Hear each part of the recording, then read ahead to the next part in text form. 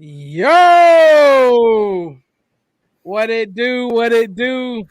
What's up, man? Hard pass live coming at you. What's going on, Remy? How you doing today, brother? Dude, all my teams won over the weekend. It's been a long time since I've been able to say that one. Yo, yo, yo. What's up, Adam? How you doing, brother? Appreciate you hopping in.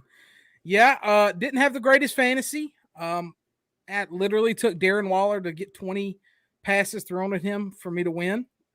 Um, but yeah, came back in the dynasty, which is the only one that matters Only league that because matters. I literally donate money in the main league to somebody to win every year. But speaking of a Garbage. fellow, I remember when Adam he used to play some fantasy football long time ago, Those were the good old days. and then he had a kid. But yeah, man, just been chilling. Had a good week of football, I'd say. Pretty, you could tell a lot of teams and a lot of players struggled because they haven't played too many snaps. But yeah, it was fun. It was always football's back. You have the Thursday night game to then you have college now on Thursday and Friday nights. You have college on Saturdays and it's pretty cool being out here in Arizona. I can watch all the stuff and then go enjoy my day. So just like what's going on, Allison? How you doing? So but yeah, so today we're gonna have a guest with us today, and his name's Mike B. Yeah, Allison definitely knows him. It's Allison's older brother. He's gonna come in. He's gonna talk some sports with us. He's gonna kind of break down some Carolina stuff, some baseball stuff. We're gonna kind of bounce around, answer some questions as they come in, and not really have an agenda for today. So, without further ado, we'll bring in Mike Brown. What's going on, brother? How you doing? I'm doing good, man. Good to see y'all boys. Good to see you. Good to see you. I appreciate you coming on and hanging out with us. You want to kind of introduce yourself to everybody? Yeah, I can do that. Been lifelong friends with Mr. Beard here. Grew up suffering Carolina Gamecock football together. I think I took you to your first game. Me and my dad. Long time ago. Met Rim Breezy here in high school, so you're welcome. Yeah. Ages ago. Long time ago now. Ages. But yeah, been one big sports family since then. We have been. There's a lot, me and Remy are the faces and the kind of the voice of Hard Pass, but there's a lot that goes into it. And we've been doing this for years and years and years before all this was even, thought about. We've been sitting in a room together just kind of discussing sports for a really long time. Allison says, "What's up to you there, Mike?" Yeah, I see you. What's up, little sister? So yeah, appreciate you stopping in. Tracy, how you doing? Everybody, I appreciate everybody, hopping in the stream. If you're on Facebook, you can stay there. We definitely appreciate it. But sometime throughout the day or night, try to find our YouTube link. We post on Twitter and all kind of places. Click that YouTube, subscribe. We're trying to get to 100 subscribers on YouTube so we can start doing some custom things on there and stuff like that. But we definitely appreciate everybody stopping in. We're going to kind of start, I guess, we have the first question. And it's coming from Allison. How do we feeling about Beamer, boys? And we'll let Michael start off with this one. We'll let the guest lead off. Well, it's a great question, little sister. Right now, we're feeling pretty good. So we're 2-0. And none of us thought that was going to happen coming the season. We thought 2 might be the ceiling for us this year. The number, yeah.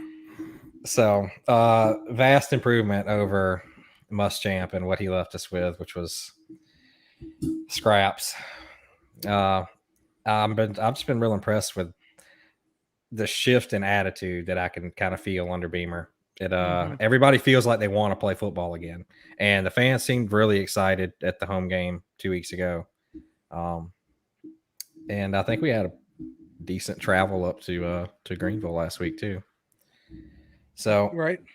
Anyway, to answer the question simply, I am very excited about Beamer and what he's doing so far. Yeah, man. I kind of, well, I'll just piggyback off of that and kind of say that Carolina football, we're diehard football fans. We're diehard Carolina football fans. And even for us, it's been kind of down. We all have kind of wavered in our support a little bit. I mean, we always love Carolina and we forever will. Just how much we show it out loud and go around and watch the game, stuff like, for the past couple of years, we just kind of been going through the motions. And it sucks because Carolina football is in our blood. Like we literally grew up with it. Like that was, you got through the week so you could go watch Carolina play football on the weekends. That was how it was. You can hang out with everybody. Now it's just like, it's Saturday. I mean, for the past couple of years, it was like, well, I mean, I guess we'll go tailgate and we'll go hang out and see everybody, but I probably won't go in the game.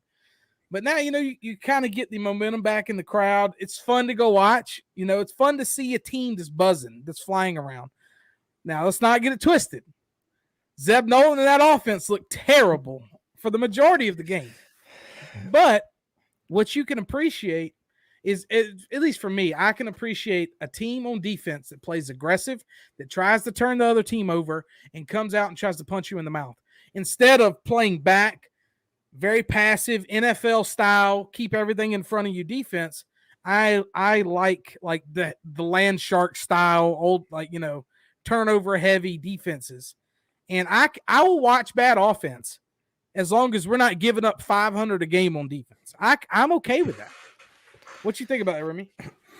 I mean, I'm very excited. I'm very happy that we've won the first two games. I will say, thank God it's not an all SEC schedule like last year. I don't know if we'd be looking at 2-0. There was some sloppy play Saturday, to say the least. But for me, the whole thing with Beamer this year, especially, was never wins and losses. Wins this year for me is just icing on top of the cake. I wanted exactly what you said, is just a team that is hungry and goes out and competes and plays hard. I mean, just take McDowell, the running back, just watching him go out there. He's running like his life depended on it. The kid's fourth string running back. He's out there balling as much as he can. Like, that's the stuff that I'm looking for. And especially on the defensive side of the ball, you nailed it when you said, dude, it's been, even when we were still like a mediocre team, our defenses were so bad. But just thinking back, so much more talent than the offense. So much talent, and just not like working it the way we should. Just even going back to like the Lorenzo Ward days of just like, dude, we were pushovers on the defensive side of the ball. And then all of a sudden you see like, oh, well, that guy got drafted. This guy's in the NFL. That guy's in the NFL. How are we the worst defense in the entire country, but we got NFL players all over the place? It just didn't make any sense. So kind of seeing us go into the first two games, and I mean, it not the hardest schedule in the world, but posting a shutout and then going out and getting, they scored 14 on us. That's and the first play of the game was a double pass. It was a touchdown first play of the game. They didn't do we shit. Shut them down. Yeah. So I'm very excited about the start. I'm ready to see what we do in SEC play. I'm also very realistic on what's about to happen this weekend. So not looking forward to that. Might shut my eyes for that one. But I'm happy, man. I'm excited. Beamer, this is all I could have asked for. And he loves it. He absolutely loves being here. It's such a contrast compared to Muschamp, who was just pissed off and angry all the time. And this guy goes out there and he encourages his players, and you see him all the time clapping up and down the sidelines. And even after the game, he's going wild. I'm so excited, man. I mean, we all know that the Muschamp era just didn't work out. And I think for the majority of Carolina fans, we don't harbor any ill will toward Will Muschamp. The problem was he never got his assistant coach hires right. And I will say, if you want to judge a man, you judge Will Muschamp on one thing, and he was the safety coach. And he's supposed to be this big, bad defensive coordinator, bringing in these amazing talented players, which he did. We haven't addressed the safety issue in a decade. And he was the fucking safety coach. And our safeties was the worst position on the team. Yeah, what was it? It happened. JT eBay and We're getting 5th-year seniors from Rice, and like that was JT eBay and like all these other guys. I'm like, I'm how pretty are sure we the not- other safety was a yield sign. Yeah. I mean, it wasn't great. But I mean, how so? And how he recruited the secondary position was he would look at a guy and go, okay, he's got fluid hips, he's tall, he's lean, he's fast, blah blah blah. He'll play somewhere. The problem was they all end up playing corner. You know what I'm saying? Yeah. They didn't play safe. We didn't recruit a safety. yeah, We didn't well, have a hard hitter. We didn't have. Go ahead, Mike. Sorry. I was just gonna say we should have known things were really bad when we put 5'7" Jamias Williams to be our strong safety back there. Like it really was a joke for the whole time Muschamp was our coach. The safeties were the worst position by far. And he never even recruited one that I can remember. What was it? Maybe was it Chaz Elder or something like that? Was like one guy recruited. That was before. That was right before he got here. That was right before Chaz Elder was a 4-star guy out of Atlanta. He was just an average football player. But I mean, I'm just saying, what I'm witnessing is our safety position right now is Foster. I don't even know his first name. He's a 5th-year walk-on senior that just got put on scholarship. Darius Rush, who was a throw-in recruit in one of Will Muschamp's classes as a wide receiver. He now plays corner. And I just see that them. How are we aggressive with these bad guys? How can we come out and play bump and run, smash mouth, blitzing, man-to-man lockup with guys who aren't even corners and safeties? But you look in the past, and this is where I kind of get fired up. We have first-round corners all over the place. We have good secondary players. We have an amazing defensive line. We play passive. We teach our defensive tackle to pop and read instead of going to make plays in the backfield. It's just night and day now from Muschamp era to in T-Rob to now. You see some stuff that we're gonna get beat. We're gonna get beat sometimes. But I would rather go down swinging on defense. It does remind me, just a very, very small sample size, but it does remind me of back in the heyday of South Carolina when the team was flying around. Last year, South Carolina would have lost to ECU. Under Will Muschamp, we would have gave up 31 points to ECU. Yeah, it wouldn't have been a 3-point game. Not a chance.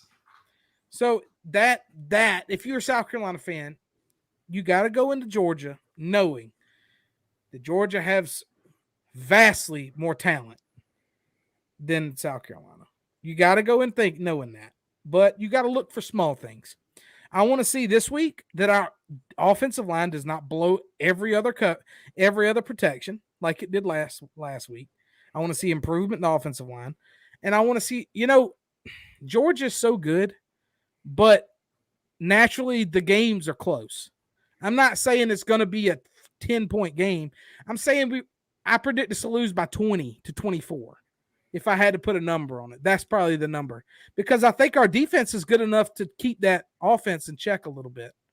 So, where's the lobster claws? What's up, Bacon? So that's our breakdown of Carolina. We get kind of fired up in here when we talk Carolina, and that's good because in the past we wouldn't. We would be like, oh, last year I wouldn't even brought it up. Last year, we were just like, really, we got to do this again. All right, South Carolina, we're going to go in. And I looked at last year, we were 2-9 or whatever, and we played another 2-9 team. And I think we won 45-31. And that game was close to the fourth quarter. And that team was terrible. And I was like, this year we played a bad team at the beginning of the year. We won 46-0. We didn't even look good scoring 46. We didn't look good at all. But on the other end of it, we shut them down. And that's what you want to see. So I guess we'll talk some college football before we kind of get into some NFL and baseball and stuff like that since we're here. South Carolina, they had, I guess, a big win. I mean, every win's a big win for the Gamecocks right now. But we had some interesting scores here. Oregon went into Ohio State. Shocker of, I'd say, the weekend. And they manhandled them up front. It was a good ball game, but they couldn't stop the run. And Oregon has a quarterback transfer from Boston College come in and beat Ohio State. You love to see that. I don't know. Did you get a chance to watch any of that, Mike? I caught maybe a couple minutes of the Oregon game, Okay. so not enough to make any comment on that one. Okay, Remy, did you get to peep that one at all? I was following it on my phone. Of course, I was out of town, but I was watching the scoreboard on that one pretty heavily. Oregon was pretty much up the whole time, and they was without their best player, which is the defensive end, who's already a millionaire, by the way. And he had like stunner shades on. He was like just decked out head to toe. I mean, college football players now are rich, so I'm here for it, to be honest with you, because they deserve it. Absolutely. We have Texas A&M. Their quarterback went out. They had to lead a fourth quarter drive to beat Colorado 10-7. Now that's a Gamecock score if I've ever seen one right there. Their fifth rank might be a little overrated. We'll see. We'll kind of hit the high notes. Notre Dame almost lost to Toledo, which, maybe Notre Dame, isn't the best. Clearly, Florida State lost to Jacksonville State on a Hail Mary, last second, 69-yard touchdown. How do you let a guy run straight down the field and get behind your defense? And if you're the safety, he didn't even act like he wanted to take the tackle or like anything. He like grabbed his towel and the dude stopped and ran in. I don't know if y'all saw that. It was pretty crazy. Oh yeah, I watched it. Yeah, I don't understand how they didn't have guys standing on the goal line, like waiting. How do you allow that to happen? That's coaching as much as anything.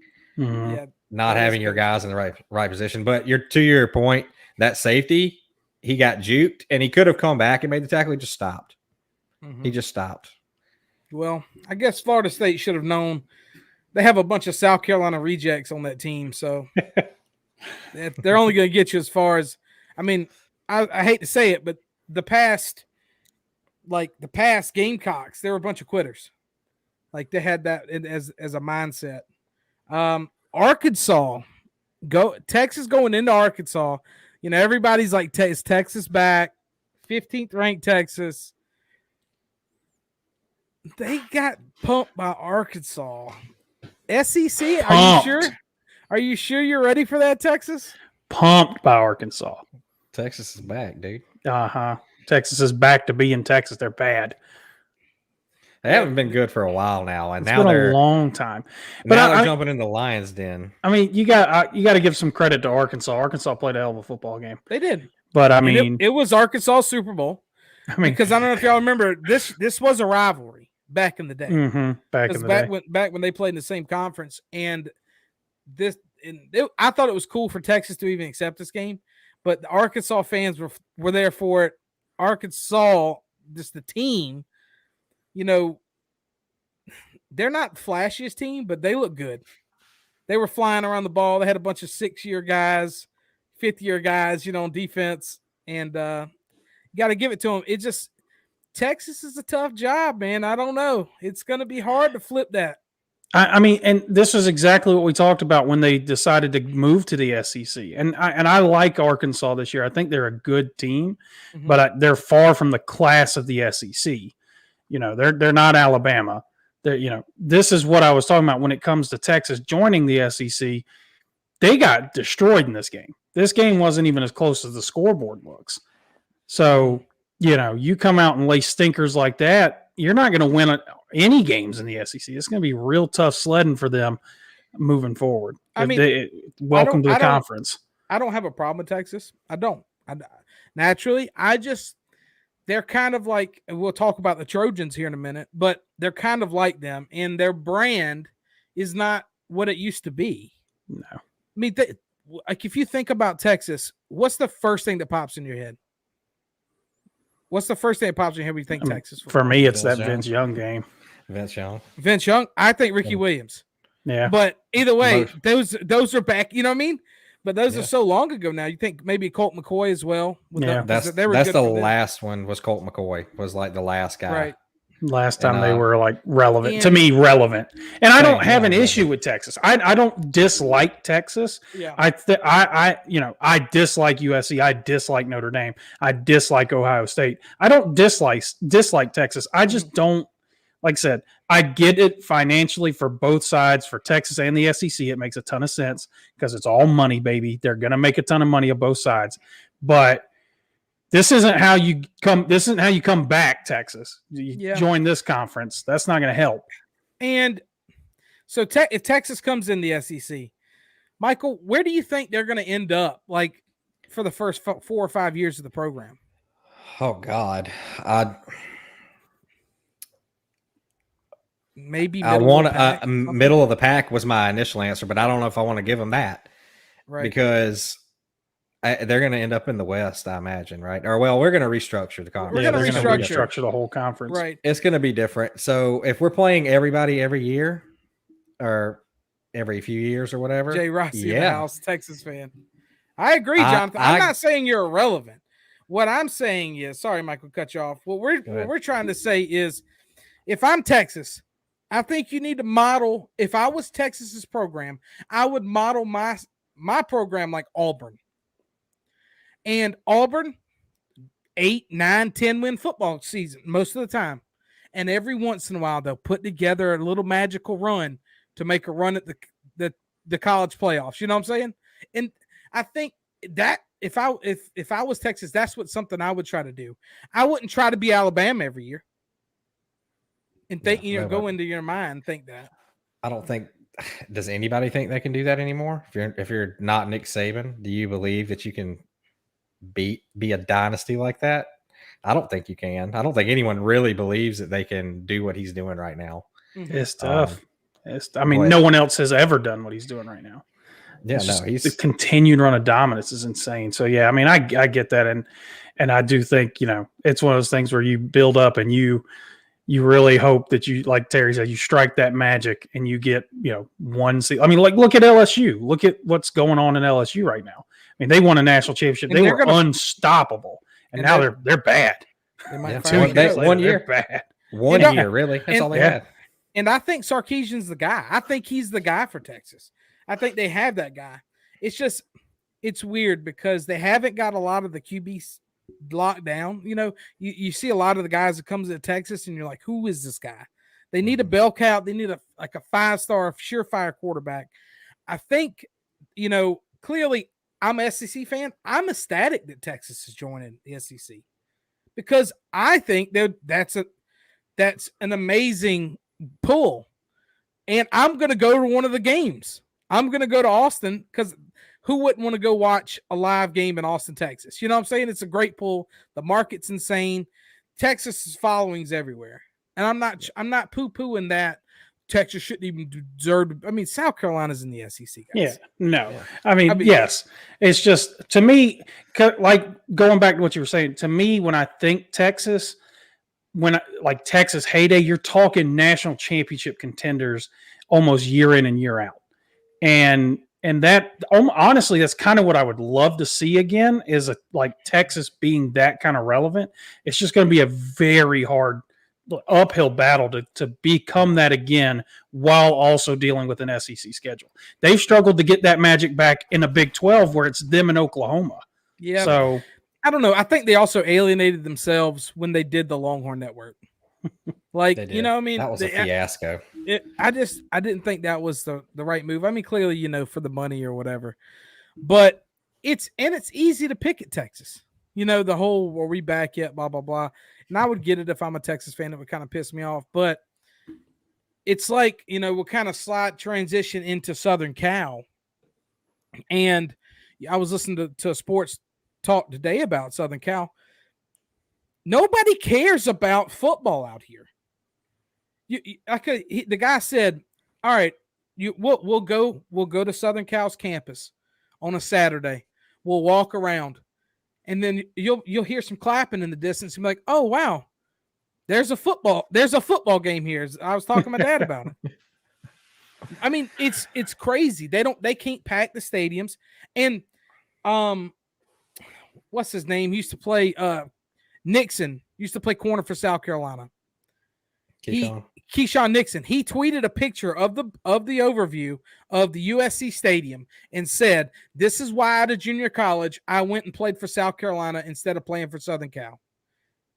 And it just it sucks because this job it's kind of like Texas. What do you think when you think of Southern Cal? You think of Reggie Bush.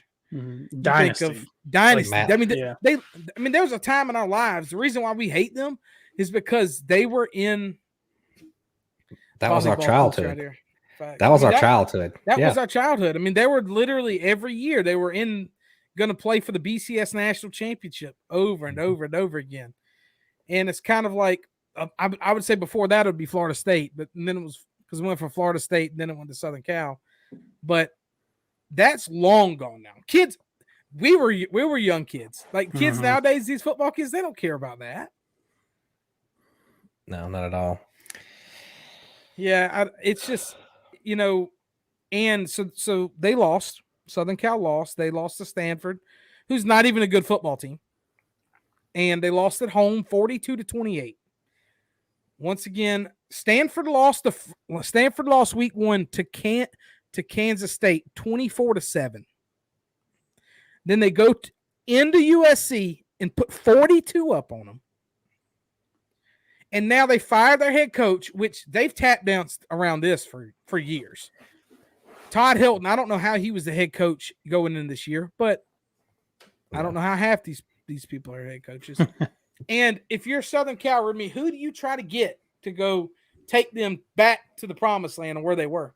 The big name that I saw that was floating around today was Eric Bieniemy, the offensive coordinator for the Chiefs. And I mean, I don't know how he would do in the college game, but you look at that Chiefs team and they're just so dominant in the NFL. I think he's a big name. I think that's a good move for the program. But I mean, I just thinking of names right now. I don't know who you could because I don't think that job is what it used to be. That job's not. When Pete Carroll left it, of course, it was like that's the job. It's not that anymore. I mean, you're talking, like I said, you're talking about a middle of the pack team that the expectation is you to be a national champion, but that team's far from that. I think Bieniemy would be interesting, but the big question is Bieniemy's right on the line of getting an NFL job? Yeah. Does he risk losing that to go be a college coach at Southern Cal? I don't know. I don't know who they're going to pull. Yeah, Bieniemy should already have an NFL job. He should. He has been looked at for a head coaching position, I think, for the past 5 years in a row, and he hasn't got one yet. Yeah. So I was like, what more does he need to do to somebody to give him a chance? Because they've been destroying everyone in Kansas City for a few years now.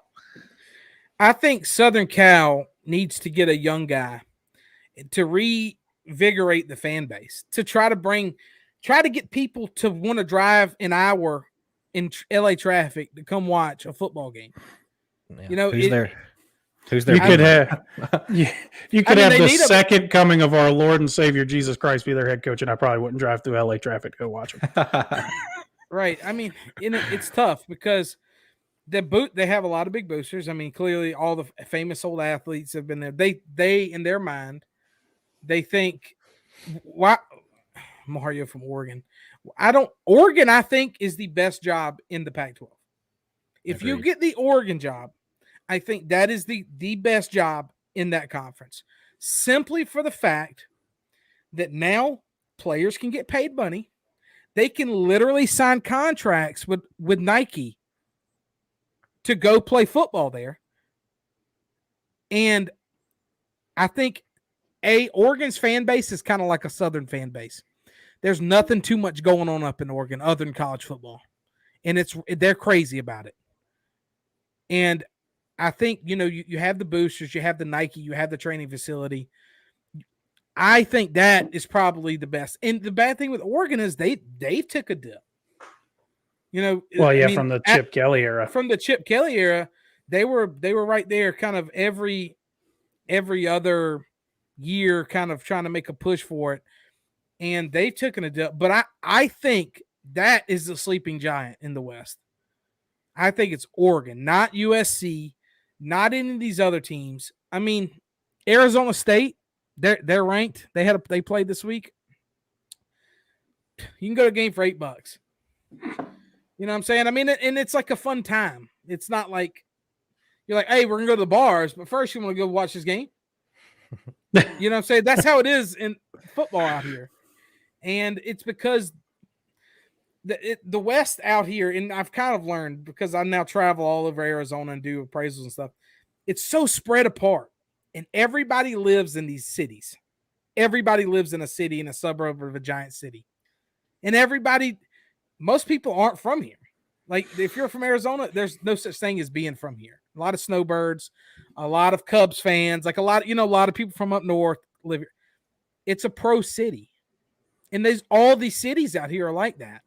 Other than Oregon, like those small other that kind of resemble a fan base of a Southern team, a Southern SEC team or whatever. They don't have that pro team that they can just drive down and go see, kind of like how we have to do. We get our college teams. We can definitely break down the Clemson game, Allison.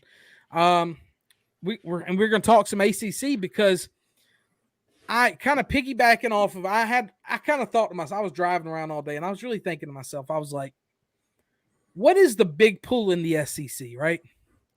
We're in the South. Everybody loves they represent where they went to school from. They grow up in it. ACC they have the same exact thing. They're in the South. They're supposed to have these crazy fan bases, but it seems like to me they're all basketball schools. You know what I mean? That's what they resemble myself as. Other than I think we grew up with Virginia Tech being really good, and they've took a big dip. And then you had the West Virginia era there for a while. West Virginia was stout, and they took a dip. And for Clemson beat up on South Carolina State. I don't know if y'all watched it. I watched a little bit of it. I mean, it's so tough to watch these games and kind of get anything out of it. College football sometimes is a snoozer. But DJ Ugalele did not look great. Hey, appreciate it, Stilly. Thanks for stopping in. But yeah, so, kind of going off what I see from Clemson is their offensive line is still struggling. Their program is up there with Alabama's and Ohio State's. They just can't quite lose everything and instantly plug in place. There's gonna be a little dip, and I don't think Clemson is going to be. They had that run with Deshaun Watson and everything, and they were really good then, and they've been really good for what? How many years now? 6 or 7 years, almost a decade of dominance. And they were good before that. They would always lose a game that they shouldn't lose. And they were like mental midgets, you know what I mean? Like South Carolina would go beat them up. But now Clemson is a little spoiled. I don't know if you guys ever talk to Clemson fans. I talk to them on a regular basis. And they don't care. Like, they'll be like, well, Clemson plays Pitt 3:30. I might watch half of it. And they get pissed when it's like less than a 20-point game. And I can see where that kind of takes a little bit of the umph out of it. Well, yeah. The expectation now has become, they're the best team in the country. So speaking of a Clemson fan, Justin says he doesn't think there's a playoff year. Well, kind of piggyback off that. What do you think about that, Remy? I think it is. They're already back in the top 5. And they don't play anybody good for the rest of the year. So I think they make the playoff. The ACC is just so down. Like this, that was what I wanted to jump into was with the ACC is Miami and Florida State being as bad as they've been lately is what kills the ACC. Because those were the two programs that honestly carried the conference for a very long time. But here lately, they've just gone. They've fell so far. They are nowhere near contending with Clemson. They're not even close. Mm-hmm. And it's just like we talked about with Southern Cal. It's that those two programs used to be, it was national championship or bust there for a while. And now they're maybe we win our division in the ACC. Probably not though. It's tough. Yeah. If you think growing up, you're like, dude, we got Miami. Miami's in our conference now. Mm-hmm. you know, you would be like, okay, whoo, that's gonna be tough. That's gonna be a big pull. It's a lot of big market. When do you like? I'm gonna ask you now. What do you think when you think of the U? What's the first thing that pops in your head? Ed Reed. Turnover chain.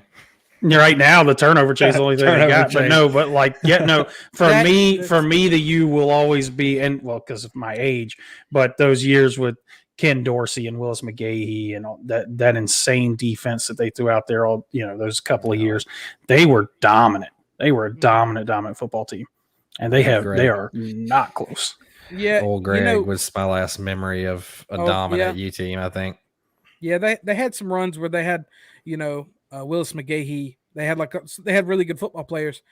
The problem was they didn't reinvest that money back into the team. They had all the success, so their facilities are so bad in Miami. And they don't have their own stadium. I mean, you literally have to drive 30 minutes from the campus to go watch a football game. That shouldn't be a thing. You get no camaraderie, you get no feel for it. I mean, look at South Carolina. South Carolina Stadium is not on downtown, but it's 2 miles from it, and it's full of parking lots where you can just go tailgate. But look at the ACC, and I guess you will say that they did have one big win. Pitt went to Tennessee and beat Tennessee.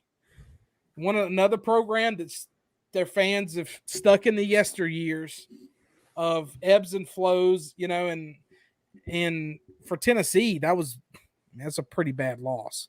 Pittsburgh's not going to be that great. But I mean, you just look at these teams in the ACC and you're like, North Carolina State, okay, Boston College. Like they have their bottom teams are like our one Vanderbilt. That's the feel I get from them. It's like, whoo, ACC is about 7 Vanderbilts. And then you have some good football teams, some decent football teams. Yeah. Well, their top end is more like the middle of the SEC right now. Sans Clemson, obviously they've been dominant for so long, but right. I mean, the teams that used to be really good, like we just talked about, Miami used to be dominant back in our childhood. Virginia Tech. Yeah, that was another one. North Carolina's never really been dominant as far as I can remember, but they were always talked about. We've played Virginia off and on. Like they've never been crazy good. Yeah, I mean, they had a few ranked years. Louisville was interesting for a while. Right. But again, never contended. Yeah. And Florida State's won. And past that, nobody else. Past Clemson and Florida State. So you can't remember the last time an ACC team has really done much. So you see what's going on in the SEC. Remy, what, if anything, can the ACC do to try to close? I mean, they're not going to close the gap, but try to start heading in that direction, because this conference is. If you ask me, I think it's either two things. They're either going to try to add a bunch of teams, or they should dissolve and all kind of build their own big mega conference. I was going to say merge with the Big Ten. I think so. Yeah, I mean, it's been, how long has it been? Really, honestly, since you were scared of Florida State or you were scared of Miami? 10 years, 15 years. I mean, that's more than enough time for those programs to have tried to turn around. They just haven't done it. So, I mean, I don't know. You gotta. It's crazy to think, but I just don't see those programs making that big of a leap anytime soon. Make Notre Dame join the conference. That would be the first. That would be huge. Yeah. Make them officially join the ACC. Notre Dame's too smart for that, though. I know. They don't want to tie themselves down. And I think somebody needs to make Notre Dame. It's so stupid. To me, it's so stupid to me. Oh, basketball, ACC. Football, independent. Yeah. What? Yeah. We had that information that BYU was going to go join the Big. So the Big 12 is going to stay a conference, it looks like. For a little while. It's not going to dissolve all the way down. But everyone's just chasing, just trying to figure out, plug and play here or whatever, trying to figure out. But if you had to think that if there was a sleeping giant in the country, where would you say, who would it be, Remy? If you had to think. Sleeping giant in the country. Eesh.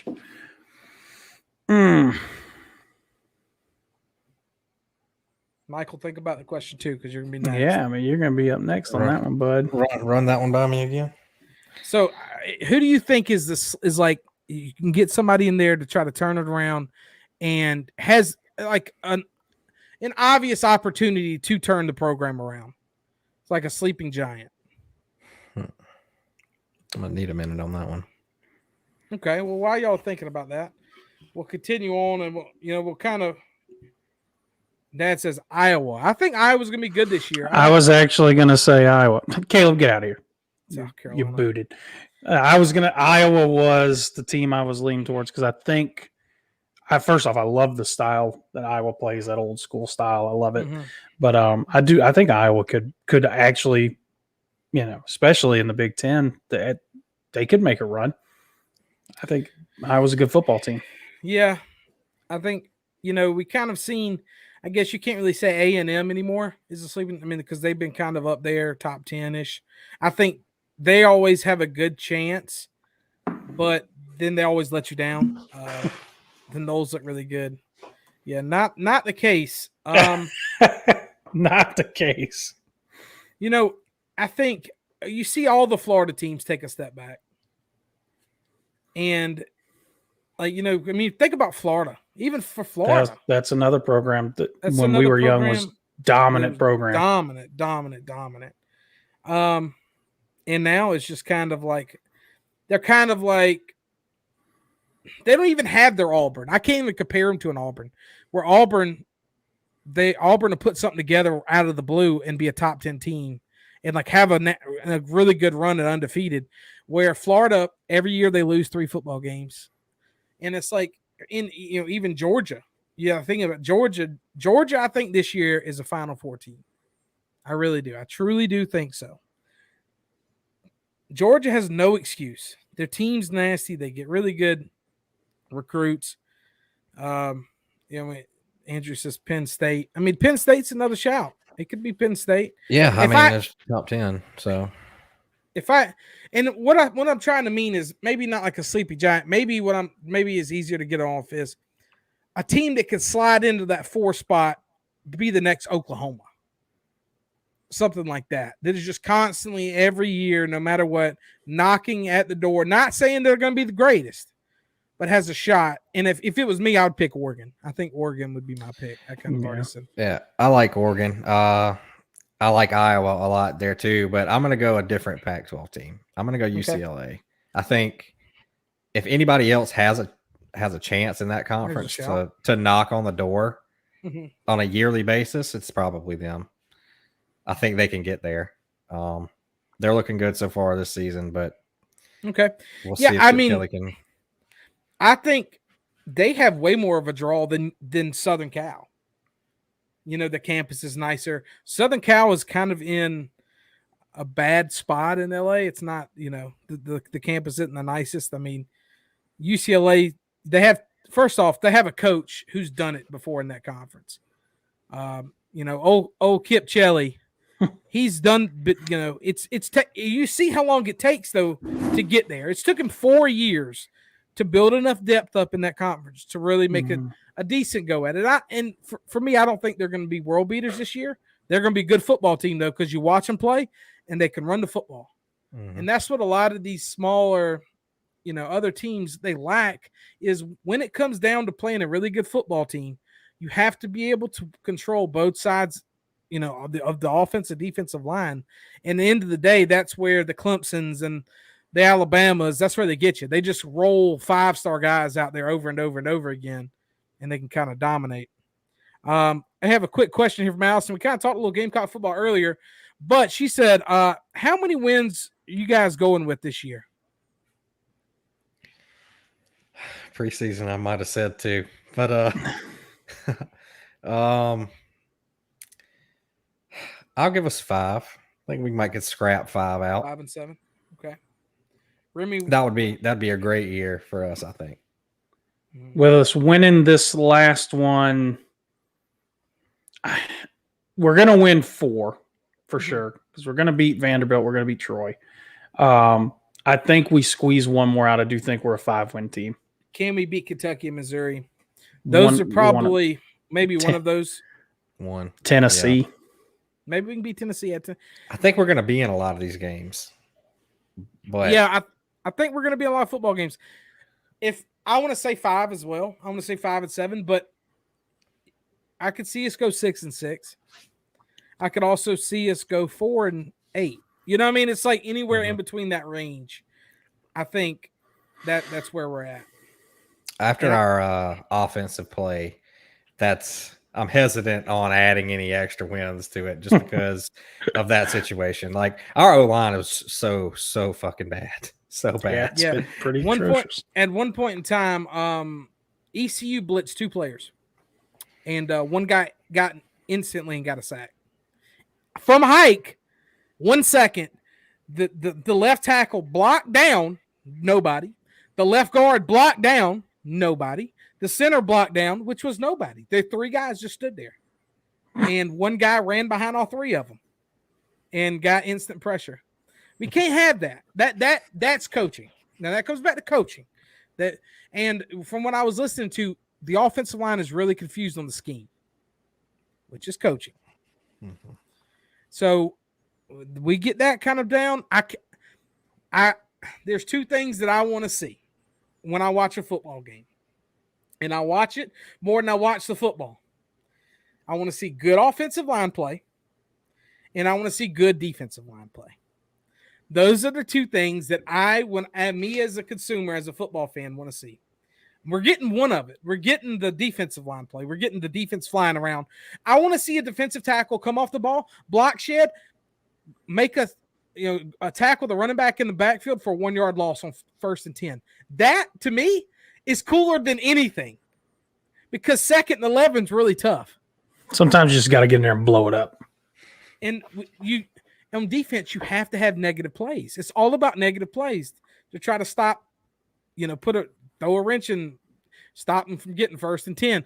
Before, our defense would go 1st and 10, 2nd and 4, 1st and 10, or maybe 3rd and 1. You know what I'm saying? But we got to get negative plays to kind of get back to that. But I'm seeing that. The offense, though, really bad. But Josh Van's a football player, and that lets you know how much the coaching staff, how good they are. Josh Van's one of the worst football players I've ever seen in my life, and now he's a football player. So let's see here. Cutner says, any Carolina players impressed you already this season? Josh Van, we can start with there. Michael, Yep. you wanna kind of piggyback off that? Yeah, I can't believe Josh Van can now catch a ball. So far, I'll go with Jaheim Bell. He looked like a stud in the first game. Don't think we saw much out of him this past week in ECU. He had one big play, and that was it. Yeah, and that was it. Like, we got to Bell? get him more involved. He looks like the biggest human being on the field when he's out there, and his athleticism is obvious. He looks like he should be playing for Alabama. Yeah, he's one of those guys that you just got to give him the ball. Yep, get him the ball. Get the ball in Zero's hands. All right, how about you, Remy? I think Bell on the offensive side, the running back just stable that we have now, and on the defensive side, old Zach Thickens, and I like call him. Dude's finally turned into like the guy we thought he was. The dude looks the part, plays the part. I want to see more of Birch just on the field. It still drives me insane that we don't put him out there more than we do. But Zach Pickens, I think, has stepped up and really just started to dominate on that defensive line. I think the defensive line in general, you could just name any of them. They've all been standout so far. And I think you got to go Cam Smith.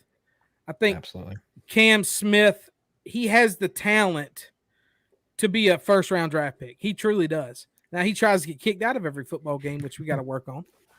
But he tried to get 1,000 personal fouls the other day. Yeah. But he has the cockiness and the swag that you want. You need to control it a little bit. Yeah. He's a touch emotional. He is. He's a touch emotional. He has the DJ swag about him. But we just need to see some, DJ Swearinger, as soon as he stepped on the football field for South Carolina, he was that dude. So we could deal with a DJ Swearinger 15-yard every now and then. Cam, you're not there yet. We just need to. And if you start acting like DJ and start playing like DJ, I'm cool with it. Fuck it. Go get me the ball. Just then go nuts. Get the ball, go turn over. DJ Stranger was a guy who literally played everywhere and guarded anyone, anytime, any place. Yeah. He was the heartbeat of that defense. Yeah. Not many strong safeties go play man coverage. There's He certain did it. guys that just tend to make things happen, and he was one of them. It's crazy, like, and you can see it all across football. There's just certain guys you just count on them to make a play, go get the ball, go make a big stop, go do something special. And we've had a couple of those guys over the years.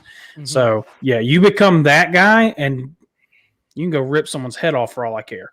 Yeah, just go get me the ball every now and then. So we'll look at week 3 of college here. Not crazy matchups. Oklahoma's playing Nebraska, which would be funny because I think Nebraska's going to lose by name that number because they're terrible. South Carolina's a primetime game. We're on ESPN, 7 o'clock Eastern, 4 o'clock for me. That's a bad idea. Probably shouldn't put us there. What do you for that game? Since we've been talking so much Carolina, what do you think? How much you think we lose by? Sorry, Jeremy. 35-10. 35-10. I like that. I'll go 42-10. 42-10. I think I like the 10 number. I'm thinking 31-10 as well. I think our defense could be just as good as whatever they've played against so far. Mm-hmm. Maybe Clemson's, a little bit better, but I think they're going to find it hard to score. If we turn the ball over, that's when you're going to get the 42s, your high numbers. We need a clean game. With. Yeah. I'm concerned with that. Look, little sister. I'm trying to be realistic here. Yeah, no, that's just a realist. And Michael, I appreciate you for this. Yeah. I appreciate you for this. Thank you for not being the Caleb Williams of the group. Yeah, so to Terry's point, I think our defense is better than 42 points, but our offense isn't. And they're going to help Georgia. They're going to help Georgia a lot this week. And it's going to be tough because they're going to start on our side of the field a lot. A lot. Yeah. It's going to be a lot of punts, a lot of run, punt. A lot of midfield starting positions for Georgia coming up. Yeah. So, kind of look here. I guess they got a big matchup. I guess Alabama goes to Florida. 1 versus 11. The line on this one's 14.5. They're giving Florida. So we're going to kind of talk some gambling here.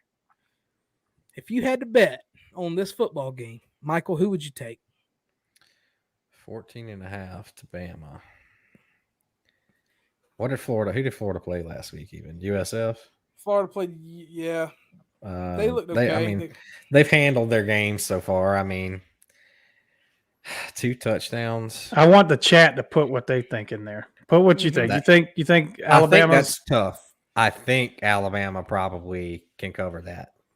I really do. I think Alabama can win by 3 touchdowns. Bama by 28, Jacob Stroman says. Caleb said Tide rolls. Remy, what we got on this one? I think Alabama. If you had money, okay. Yeah, if I had money. No, I'm just saying. Very key part to this question. Very key part. And if you're a bet, I put $1 on it. Would you stay away from this game at 14? I would stay away from it. Yeah, because it's an SEC matchup. Pretty much top 10 teams. So who knows? I think Alabama wins the game, but it's so hard to predict in the SEC week in and week out. But if I just had to, I think Alabama wins by 3 touchdowns. Maybe 17. But I think they cover that. That's a tough line. To answer your question, I'd stay away from it if I was putting money on games. Okay. Far away from it. How about the over/under at 58.5? Do you like that? So that's what the way 38 was slinging it, something like that. I'll take the over there. I think I'm taking the over there too. I think Alabama's offense is good enough to put up 40 something by themselves. Okay, yeah. So we'll kind of go back to the South Carolina game is 31.5. I think you're taking South Carolina. Yeah. Yeah, I don't think we lose by that much. Like you said, it all just depends on how many times our offense gives their defense the ball. And what did I just say? 41-10, right? That's Yeah. right at the So, line. hey, You're we right at still the cover, line. baby. We'll still cover. You're right at the line. Yeah, Right at I the mean, line. 31, dude. And this game is naturally close for no reason. I mean, It's a big time rivalry game. I mean, we beat Georgia with Izzy Wakwamu one time by himself, which was hilarious. That was a bad team that beat them too. Yeah. But yeah, I'll probably take South Carolina there. So Auburn plays at Penn State. What an interesting game. This is an interesting ball game. Both are 2-0, 22 ranked Auburn, 10 Penn State. They're giving Auburn 6. What do you think about this one, Mike? I think I got to go Penn State here. I think they win by a touchdown at least. I think they can win by 2 scores. So, okay. What you think, Remy?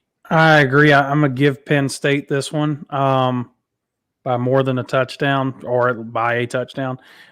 Just if they lose this game, that's a very bad look for the Big Ten. But I think they got it. I think they'll win the game. If I was a betting man, which here recently, since gambling is legal in Arizona, I've been kind of just been having fun with a little bit. I would take Auburn, and I wouldn't even need the points. I'm picking Auburn to win this football game. Outright win. I'm sure the odds very well could. They give you really good odds. I don't know. I haven't seen enough from Penn State. They did go into Wisconsin and win 16-10, which is a tough ball. That's a tough place to go play. it is. I think they're a decent football team. I don't know. My SEC. What's up, Camille? My SEC homerdom. I gotta go Auburn there. Let's see if there's anything. Oh, we got Arizona State at BYU, 2-0 teams, and Arizona State is a 3.5 point favorite in this one. I like BYU. It's a 10-15 kick for y'all boys. Yeah, well, yeah. At BYU, at BYU is usually something special. Yeah. Now we got fans back. I think BYU wins the game.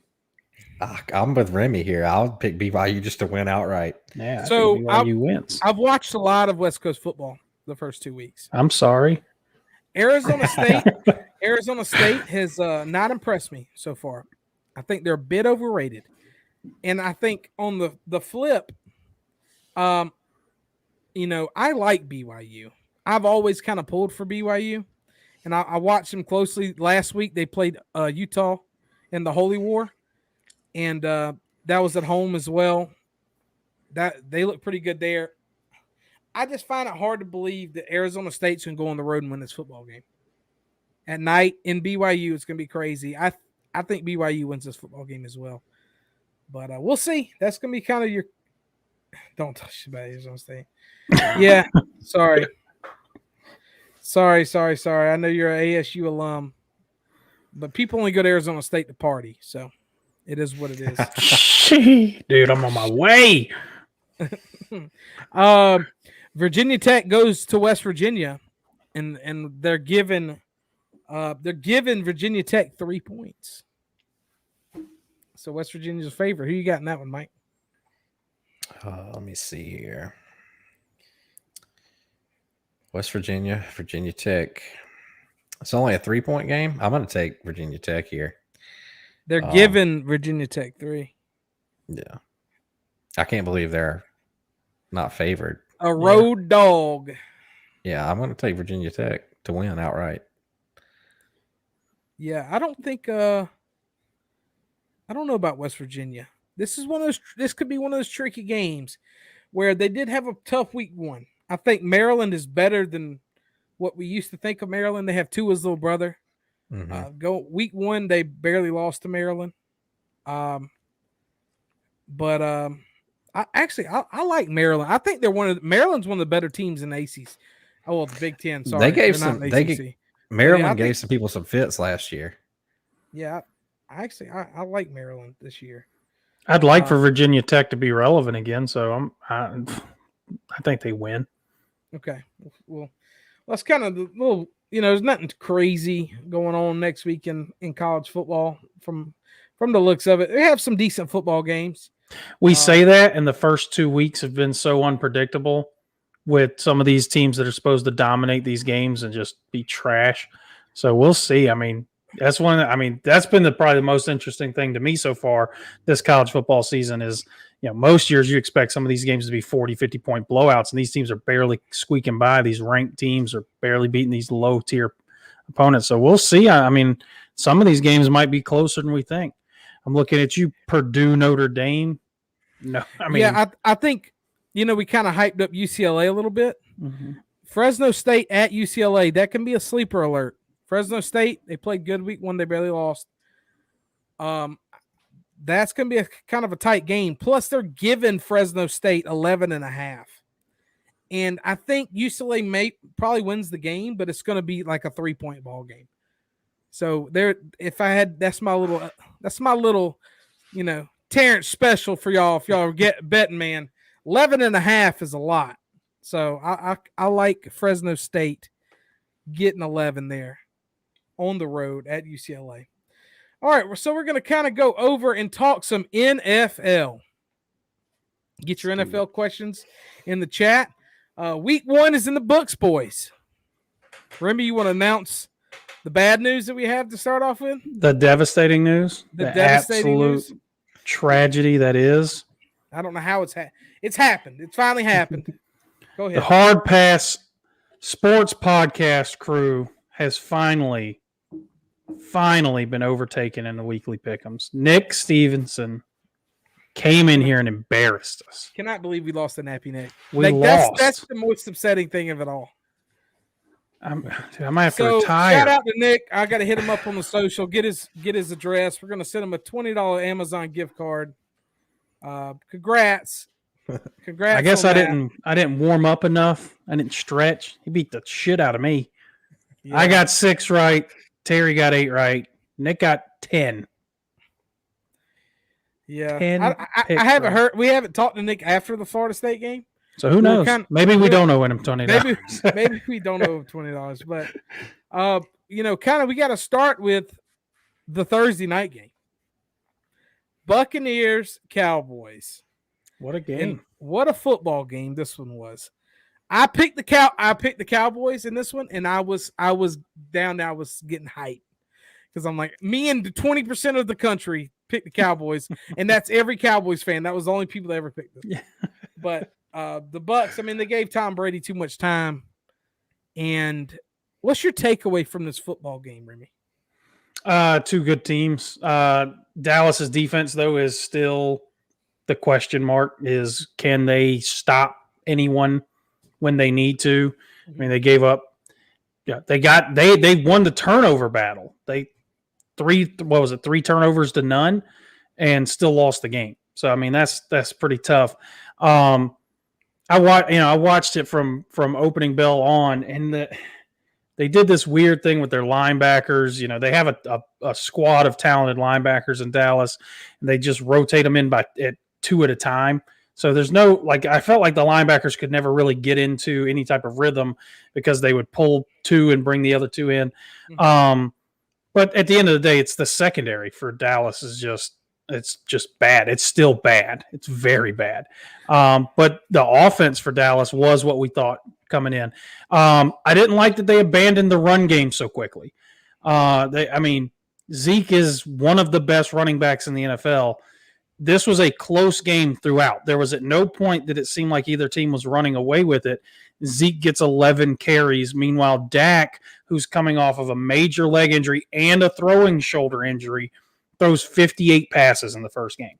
So, I just felt like they abandoned the run game a little too early. But all in all, it is kind of exactly what I thought. I thought Dallas's offense was exactly what we thought they were. They're going to be dynamic, explosive. They're going to score a ton of points. They just got to keep other people out of the end zone. So what we're going to do is when we go into a game, before we're going to break down, I want you to kind of chime in and give us the picks from last week so everybody can know our stance on it. before we talk on that one. So, Michael, what did you take away? You know, what it was? I think it was a great football game. It was a great football game. My biggest takeaway is that Tom Brady has discovered the fountain of youth. Apparently, the man, his arm is better than it was 3-4 years ago. It's crazy. It's insane that he's still ripping the ball 45 yards down the field. Yeah. You know, when he was leaving New England, I was like, okay, you know, I didn't know what to think. I was like, is it Belichick or is it Brady? I wanted to know.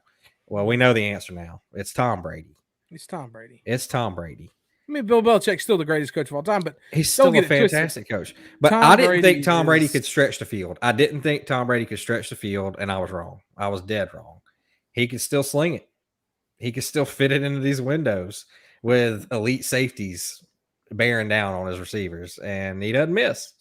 So my takeaway is Tom Brady and the Buccaneers are the team to beat this year again, I think. Their defense is also, I think they're better than probably what you think they would be after watching them play the Cowboys. Mm-hmm. But to that point, Dak Prescott is also elite. He's proved that. He came back after missing a year and came out firing. Yeah. I think if you're the Cowboys, it kind of feels like a win. You know, you go in and there was the ring ceremony, the first time they had like packed fans. Everyone was losing their minds. Thursday Night Football, and Cowboys hung in there, punch for punch. I don't know if there's a more talented offense in the league than the Cowboys. There's not. They're absurd on offense. They can't give up 30-something points a game. Like, that's the problem with this team. With that being said, I picked the Cowboys to win their division. Leaving that game, I'm even more excited for that pick because they're not going to play the Buccaneers and Tom Brady every week. No. And just watching Dak in the pocket, he trusts his leg, his plant leg. Dislocated his ankle pretty gnarly last year. And he had the pulled muscle in his shoulder area, kind of like a baseball injury. But I mean, he came out there and let it rip. And I mean, there's no wide receivers better. I think their tight end position could be upgraded, but they didn't. It just sucks that they didn't really stick to the run game at all. Like, they didn't even try it. They never tried. But Zeke didn't even get a chance to get started. Kind of piggybacking off of that, it's like the Buccaneers front seven is brutal. It is insane to try and run against that team. Yeah. It is. It's almost impossible. Vita Vea is. Think about this. A monster in the middle of the line. Is unbelievable. He's a guy that they drafted to be a run stop and defensive tackle that can stay on the football field for pass downs. Mm-hmm. And they have the Dominican Sue, and people don't even realize that. Yeah. He's still the guy that can just go in there and disrupt anything. Sue and Vea, Jason Pierre-Paul, Shaq Barrett. You talk about the linebacker. They got the fastest linebacking core maybe ever. Levante David, they got White. I mean, I can kind of get it, but Zeke's still one of the best backs in the game, man. My man should get more than 11 carries in a game that's that close the entire time. Mm-hmm. At least to set up maybe more of a play action game. But I mean, everyone knew Dallas was coming out there chucking it. I think the Buccaneers. Go ahead, sorry, Mike. I was just going to say one thing I don't like about the Cowboys, and they've been doing this for the past few years, really since Jason Garrett was started as the OC. They could become predictable because every time it was a passing down, Tony Pollard comes in the game. He played way too much. You still have to throw the ball to Zeke. Yeah, he's your best playmaker. Get him the ball and get it in his hands. I think, if you're a fantasy owner of Zeke, better days are ahead for him.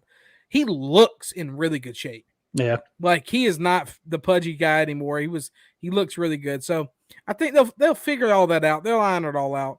I thought the Cowboys had to come away from that one. I mean, of course you want to win, but it was a good game. And we'll go into the next. We'll start the Sunday off with, of course, your Carolina Panthers, my Carolina Panthers. They played the Fighting Jets. This football game, I'll kind of take off for this one. Actually, give us the picks for this one real quick. Right? We all went Carolina on that one. Okay. Not a shocker there. The Jets are terrible. I was actually pleasantly surprised by Zach Wilson because we sacked him like 8 times or something. 7. I think it was like 6 or 7. We was in this face nonstop. I told y'all the Panthers defense was going to be good. And I don't think this was just because we're playing the Jets. The Panthers defense is going to be good this year. We have playmakers at each level we have 2 bookend rushers now. We have a really good run-stopping defensive tackle in Brown. Our linebacker, we have Shaq Thompson, who got a pick and a sack. He's a playmaker. We have one of the best safeties in the league. And I'm including J.C. Horn only gave up like 1 pass. It happened to be a touchdown. It happened to be a perfect throw, but he was locked down. I think this defense is legit. You flip it on the other side. Oh, boy, I was pissed off at the offense. Because if you look at it from a standpoint of Sam Darnold went 24 of 35, 279, rushing touchdown, passing touchdown. Overall, I don't think the offensive coordinator, I don't think Joe Brady, he kind of we didn't have a rhythm. We never got in a rhythm. We never established the run. We never got in a good passing downs. We never did play action. We never did anything. We were just kind of mosh-poshing, and each drive was its own different thing. And, I'll take a win as a win. Of course, I always say you want to win, and you want to take away. Christian McCaffrey was great. 98 rush yards, caught a lot of passes. But I'm not ready to give Sam Darnold the okay of approval. It's going to take a lot for him to get that. He made some good throws. He missed some throws. So I can't really give you a, Caleb asked, is Sam Darnold still a take, or is he a hard pass now? Remy, what's your opinion on that? He's still a hard pass for me. I mean, the Jets defense is one of the worst defenses in the entire league. Like, without Christian McCaffrey, we went 1 for 4 in the red zone. That would have been a very bad game without Christian McCaffrey. I mean, McCaffrey did it all. 98 rush yards, 89 receiving yards. Without him, that would have been a very, very bad football game for your offense. So I'm still not on Darnold. It's going to take a lot to convince me. This was not it. I had mixed on Zach Wilson. There were some plays he showed the arm talent clearly is there, but there were other plays he was just lost. And part of that, he's a rookie. Yeah, and part of that comes with the fact that he is a rookie and he's literally starting for one of the worst rosters in the league. Mm-hmm. They're not going to do him any favors. They have no run game. They won't have a run game this year. They lost their left tackle for several weeks. It's going to be a very, very long road for the Jets. Thank God. But the Panthers, this is kind of you talked about it. We've kind of come to an agreement. Their defense is going to be nice. Like, the defense is going to do its job. It all comes down to what Sam Darnold can do. And I just don't know. I didn't see it. Like I said, if you take away what McCaffrey did, this would not have been a really bad performance by that offense. Mm-hmm. Michael, are you a take on Sam Darnold? Or are you a hard pass? It's not a hard pass. I don't know if it's a take either, though. Like I said, it's just too early, right? I haven't seen enough. I am not counting anything I saw out of him from the Jets when he was at the Jets. That doesn't even count to me because he played for Adam Gase. Remy, I know how you feel about that. What? It doesn't even count for me. So for his first game in a new offense, new coaches, new teammates, I think he did okay. I know it was the Jets, but 24, 35, 280 and a touch, didn't turn the ball over. I just can't find a problem right now. He had happy feet. He didn't look completely comfortable in the pocket. But, you can knock him for Christian McCaffrey's performance, but you're going to have to knock him every game this year for that. Unless McCaffrey gets hurt. Unless he gets hurt again. Yeah. And then we'd be screwed anyway because who's behind him? Yep. Who's behind him? Nobody. I think he can at least match what Teddy did for us last year. I think he's going to be better than Teddy Bridgewater this year. because Teddy Bridgewater did not push the ball down the field, and we have too many offensive players.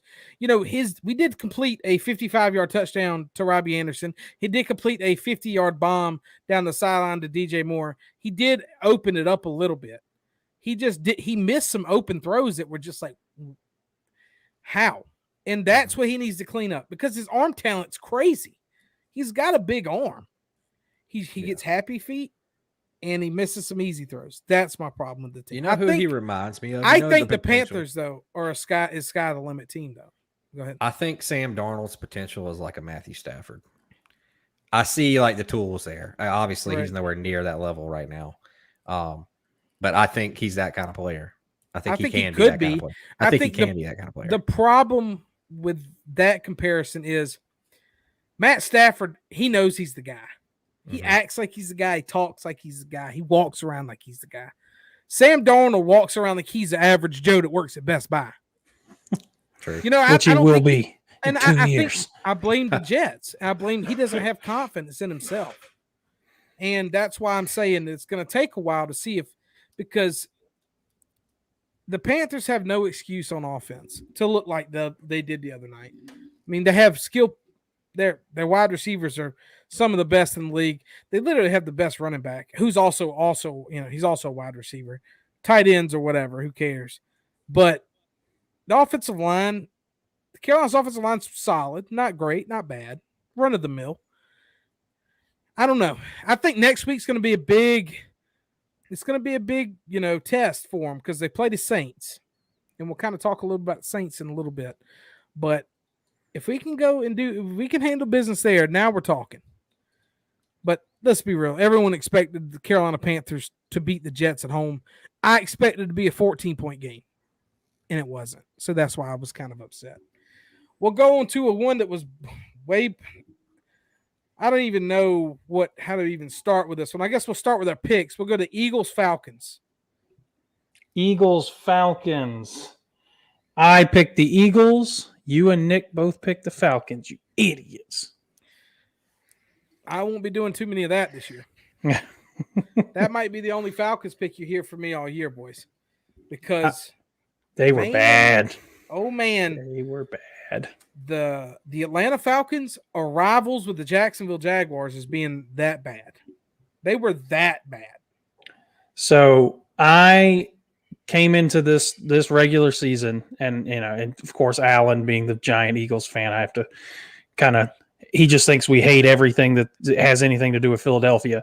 And I sit there, I said, no, I am so excited to watch the Eagles offense. I was ecstatic to see what Jalen Hurts and Devontae Smith and Jalen Reagor and Goddard and Miles Sanders, Zach Ertz. I was so excited to see what this offense would look like because I think it has a ton of playmaking potential. And they did not disappoint. Now, I know it's the Falcons, and last year the Falcons secondary was historically bad and is probably the same this year. But Jalen Hurts looked so comfortable being the quarterback. That was, to me, was probably the biggest thing is he looked comfortable. He looked comfortable in the pocket. He looked comfortable extending plays. That wide receiving core is fast. They're flying around all over the place. You've got the possession with Goddard and Ertz. I really liked what I saw from the Eagles on offense. Now, their defense, there's some holes, and they're not going to play the Falcons every week. So we'll see. But yes, the Falcons, long season. They're not going to play Cordell Patterson at running back Falcons? Yeah. I mean, it's going to be a long year. Like we said going into the week, I don't understand what the Falcons are doing. I just don't get it. Why are you running a 35-year-old quarterback on one of the worst teams in the NFL? Trade him, move on, try to rebuild. Yeah, give you these stats real quick before you get your take on this, Mike. Okay, we'll say two numbers. 264 passing yards, 3 touchdowns. Other one, 164 passing yards, no touchdowns. You would think that the 164 would be Jalen Hurts because you would probably think, hey, he probably threw a ball a little bit, rushed the ball for like 80 or 100. No, that was Matt Ryan.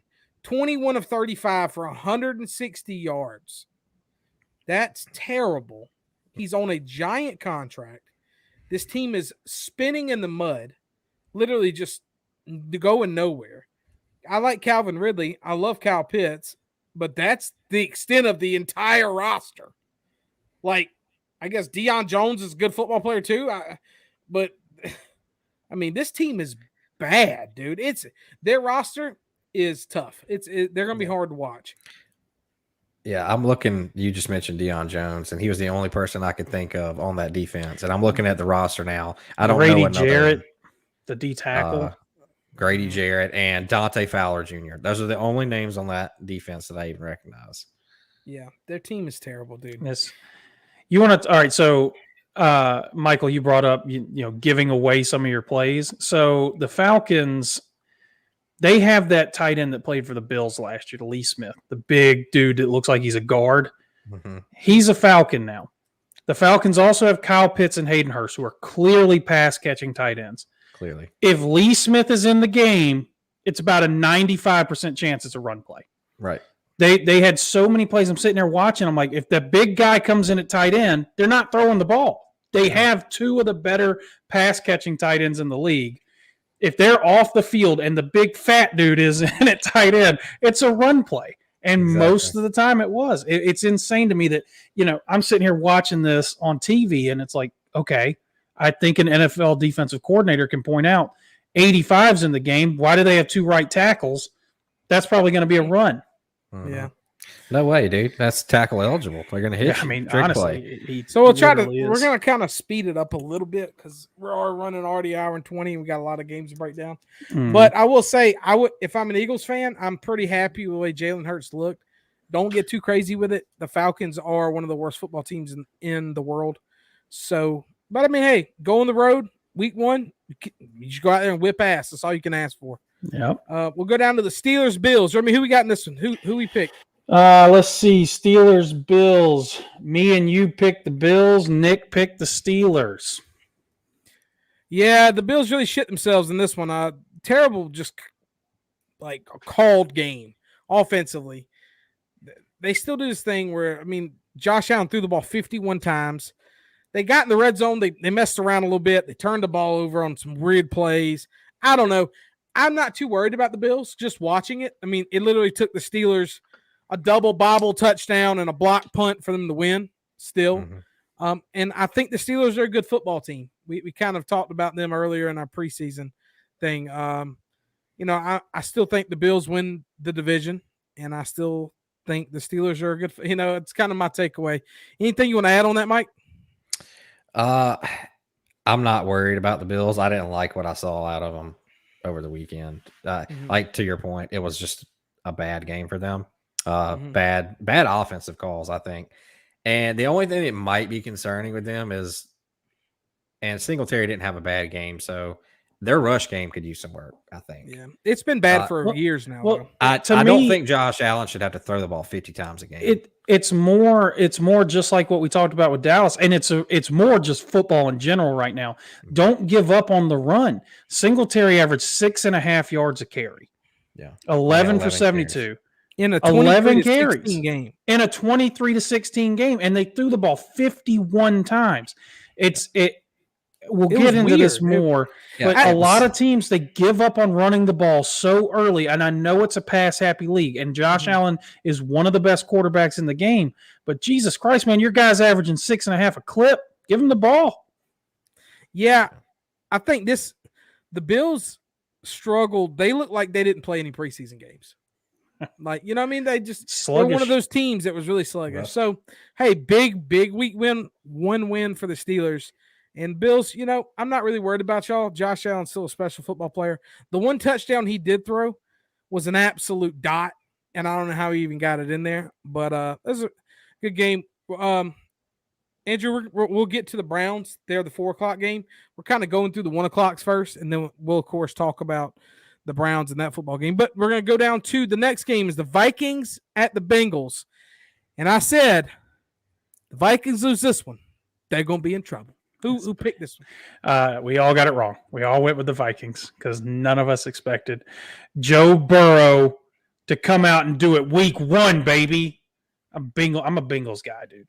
It's my Joe team. Burrow is special. He is. He's special. Mike, did you get to see any of this one? I saw a little bit of this one. I followed it. Right. I wasn't expecting Joe Burrow to look that sharp at all.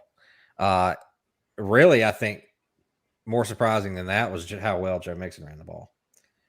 Very balanced game. Very balanced.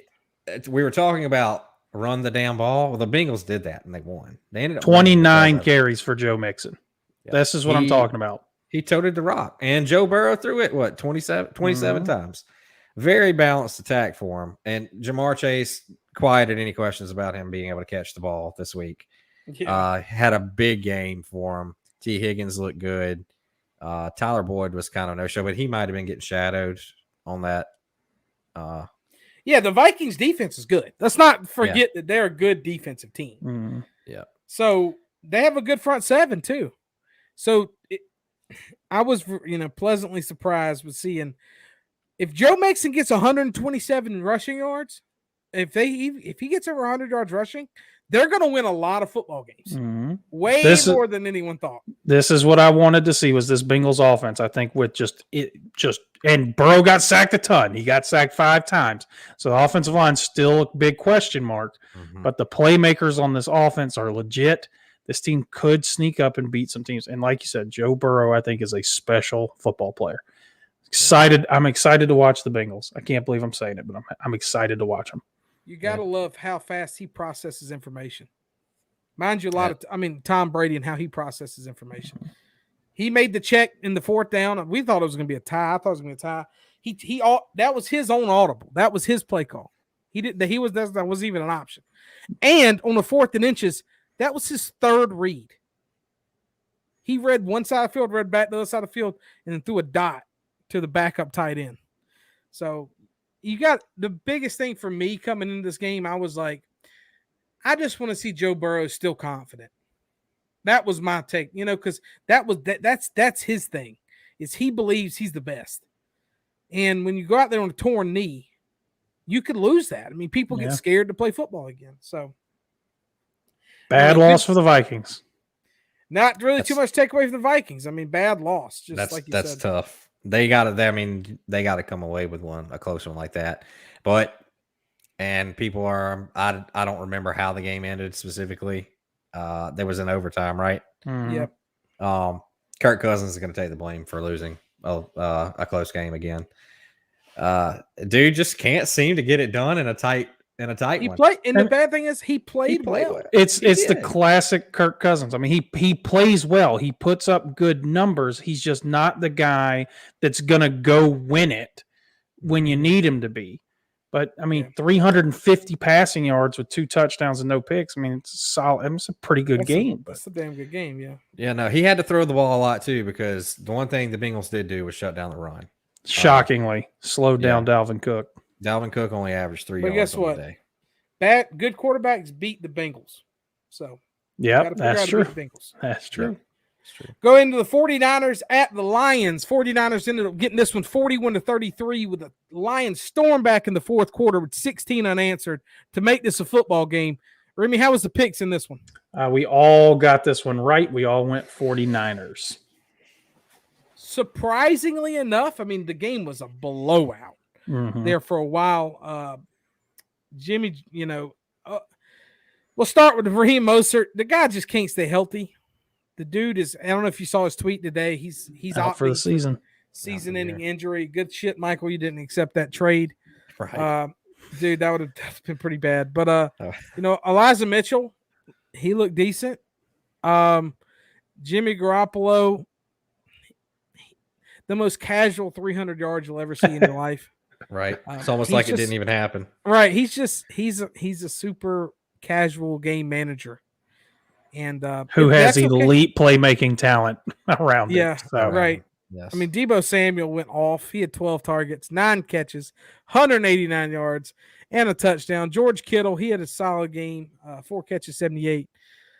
But they really let the foot off. They took the foot off the gas, and a Jared Goff-led Lions. I was super surprised.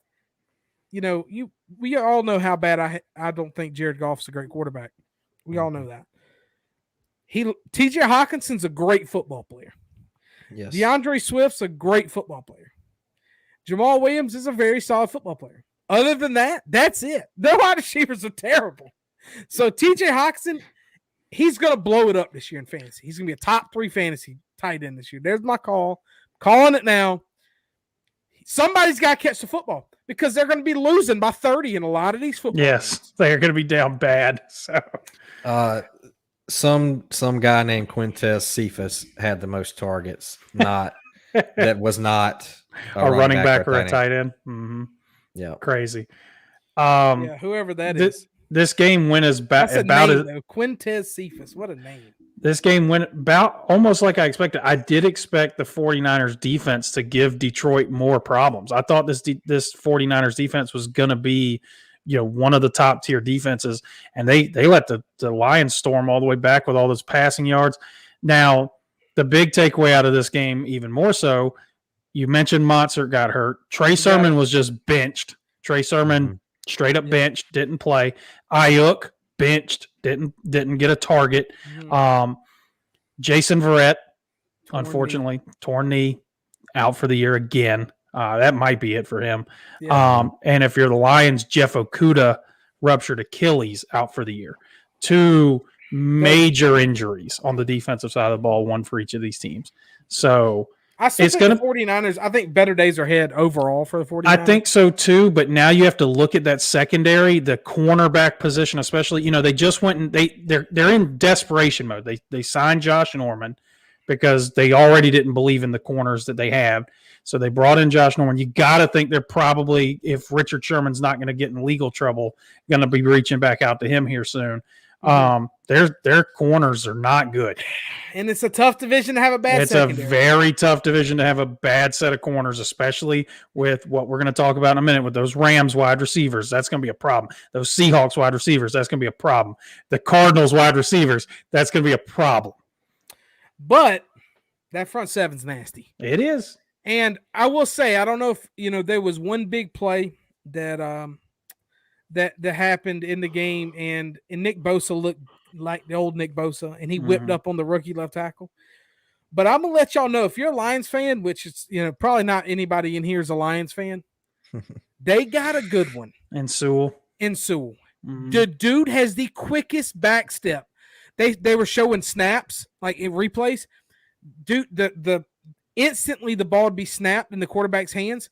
The entire defense and offense would be standing still in their sets. He would already be back kicking. He is insane, bro. He had that one bad play where he got whipped by Nick Bosa, but other than that, dude, he looks legit. They said that he looks so much more comfortable on the left side than the right side, which is where they were playing him all preseason, was on the right. But they said the left side is just naturally, that's where he is. So they should keep him there. That's why they drafted him. It's weird because he's probably been the best offensive lineman that he's ever played with, So he's going to be the left tackle. When you're trained to back kick, in your mind, you're from the left. Now you're having to reverse your back kick when you're on the right side, which I say back kick. I don't know if y'all know what I'm talking about for the listeners. It's when you're pass protecting and your stance, you have to back shuffle with the guy. So you're having to relearn everything the opposite way of how you kind of trained yourself. And Lions, don't get too crazy. He's just your franchise left tackle. Just leave him there. He'll be fine. Move the other guy. Move Taylor Decker over. Yeah. Do something. Put him on him at guard. Well, the only reason they put him at right is because he's a rookie. Yeah, that's it. Yeah, they do that in the NFL where they do that. They're like, rookie, they put you're not. We don't trust you enough to be on the left yet. I think it was cool to watch the Lions fight back. I think they have the right head coach because it's gonna be hard. Biting kneecaps, baby. Biting kneecaps. It's gonna be a long road, but it's gonna take They're gonna fight. It's gonna take an alpha male to grab those other dudes and make them really pull and really fight. So that ended up being a good football game. So good for the Lions. What's going on? How you doing, Julia? Shout out. Appreciate you stopping by. Any questions? Once again, we have some live viewers here. Please hit us up with the questions. We're just kind of running down in general some NFL games, but we can start bouncing around here in a minute on some questions. We'll go into the next game, which was the Cardinals at the Titans. Cardinals beat the shit out the Titans 38-13 in a shocker. What was the picks in this one? It didn't go well for me, I'll tell you that. Let's see. Titans. We all picked the Titans. All three of us. This was the one I was kind of hesitant on it because the Titans have had this whole COVID issue where their preseason has just been a clusterfuck. I was just a little hesitant to pick the Cardinals on the road, but man, oh man, the Cardinals look good. And Kyler Murray offense, all that aside, they could have showed up with one football player and won the football game. Literally. Pay the man whatever he's asking for the love of God. Chandler Jones. That was Titans preseason week 1. Chandler Jones single-handedly won this football game. Holy crap, dude. Pay the man. He was unblockable. He ended up getting, 5 sacks? 5 sacks, 2 forced fumbles. And even more impressive than that, they shut Derrick Henry down. He kind of got loose late. That's where he got his 58 yards from. Mm-hmm. Before that, he had negative rush yards. But, dude, that front 7 with him and J.J. Watt and them boys, they look good. Isaiah Simmons, let me tell y'all this. Isaiah Simmons is a linebacker now. I don't know if y'all watched the Cardinals. He's a special talent at linebacker. Yep. Mm-hmm. And they have Buda Baker, just kind of this team is this. Like I said, if they don't make the playoffs with this roster, they got to fire their head coach. Got to. Cardinals are exciting, dude. I like to say Isaiah Simmons. I think now that year 2 for him, he's going to be on. I thought he was the best defensive player in that draft last year. You throw J.J. Watt, Chandler Jones. This defense is going to be nice. Mm-hmm. So, yeah, I'm still, and I'm not off Titans. I'm not off the Titans. No, I'm not yet either, but that was a dominant performance by the Cardinals. I mean, their defense really just dominated that game. Going back to what Zach said there, he said it was the Titans week 1 preseason, and it looked like it. I'll tell you that. It damn sure looked like it. Michael, you got anything to add on that before we move on? I think the Titans will be fine. I think they're too talented to be down and be that bad, especially on offense. The Cardinals are going to be a problem this year. Kyler looked dominant. Mm-hmm. D-Hop dominant. And we, like you said, we all saw what Channing did. Yeah. Yeah, it was 5 sacks. 5 sacks to start the season. Yeah. Start the season with 5. That's wild. That's a good start. That's for sure. But I like this team has a lot of talent, just both sides of the ball. It's hard for me to be all in on the Cardinals, but just simply for the coaching. I don't think that they remind me a lot of the Raiders when I watch them. They're not the best coach team. Yeah, but they're going to put up a stinker every now and then. Yep. Yeah, so, you still get shades of college, Texas Tech in there occasionally. Yeah, you still do for sure. Go down Seahawks at the Colts. Here you go. Well, real quick before we move on, Zach says Kyler Murray, this generation's Mike Vick. I think better arm. He's a better football player overall. I wouldn't compare Kyler. I think that'd be doing a disservice to Kyler to compare him that. The big difference I think between Kyler and now even to an extent Lamar Jackson is they run just as much just to extend the pocket more so than what Mike Vick did. Mike Vick once he put his head down, he was going. And it was electric. There's no doubting that. Mm-hmm. But I think Kyler especially has the better arm talent and the better potential as a passer. And I think Lamar Jackson's still working on that. But I still think he's going to have more success passing than what Michael Vick did. But all three of them are just insane to watch. Mike Vick was a trendsetter. He changed the position altogether. He kind of paved the way for guys like Kyler Murray to even be given an opportunity to play football. But there's a lot of guys coming through now that are just, I think, better quarterbacks. And that's not a slight on Mike Vick. Like I said, it's tough because he played in the land of 6'4" white guys. That's just how it was. So the game is not what it used to be either. Yeah. We spread now. Like the Michael Vick didn't quite play in the same offense Kyler did. Yeah. So yeah, for sure. I agree with that 100%. We go to Seattle at the Colts. Seattle got a big road win here, 28-16. Very surprising. You and Nick picked Seattle, and I, like an idiot, picked Carson Wentz to win a football game. Yeah, like I said, we'll try to speed this up a little bit. It's kind of tough. But Russell Wilson only threw it 23 times for 250. Russell Wilson does this thing where best deep ball in the game. He throws the bomb. Tyler Lockett is probably the best deep ball catcher. Like, for some reason, Tyler Lockett, he's always like running around looking wide open, catching the ball. Yeah, always like these deep missiles. But great win for Seattle. I mean, going on the road to the Colts. Colts are great defense. I think kind of shocking how bad the Colts ran the football. I thought they would be running. I thought they would do more. Kind of looking at Carson Wentz. Okay game. My shades of Darnold. If you kind of dissect it a little bit, nothing crazy. But big win for Seattle, man, because we have this team picked fourth in their in the West. So going on the road and beating the Colts week one is a hell of a way to start. Nothing much to really add to that one. We'll go down the Chargers, Washington. Chargers won 20-16. What's the picks on this one? We all picked Washington. We all got it wrong. I wanted to pick the Chargers on this one. This is a statement game for one player, and it's Justin Herbert. You go on the road. He didn't play the best. I mean, he played good. He didn't play great. He had a bad turnover in the red zone. But you go on the road and beat a defense like that and try to get the monkey off your back of being a West Coast team traveling east. This is a statement win for the Chargers. Washington's going to be a good football team. They lost Ryan Fitzpatrick early. They ran, Washington's a tough-nosed, well-coached team. I mean, Ron Rivera is a hell of a football coach.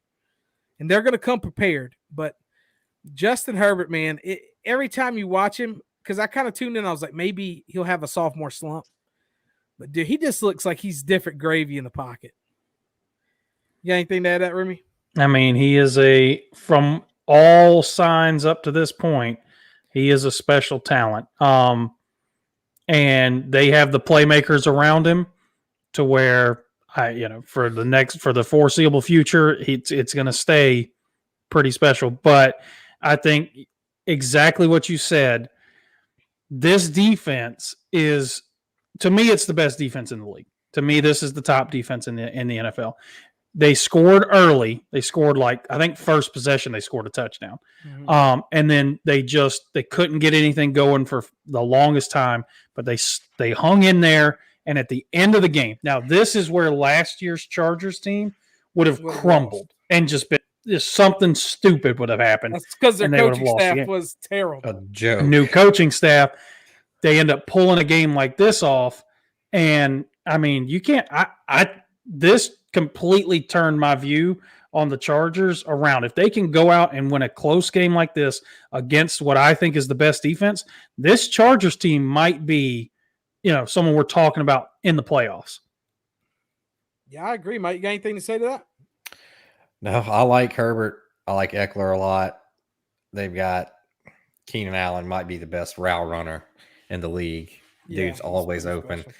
I think the Chargers can definitely make a run. On the other side of that, that's going to be a long year for Washington, especially now with no Fitz for a while. I think they have some good pieces. I like Antonio Gibson a lot. He's good. Yeah, he looks good. I like Terry McLaurin, but behind McLaurin, not much. They need to get Curtis Samuel back.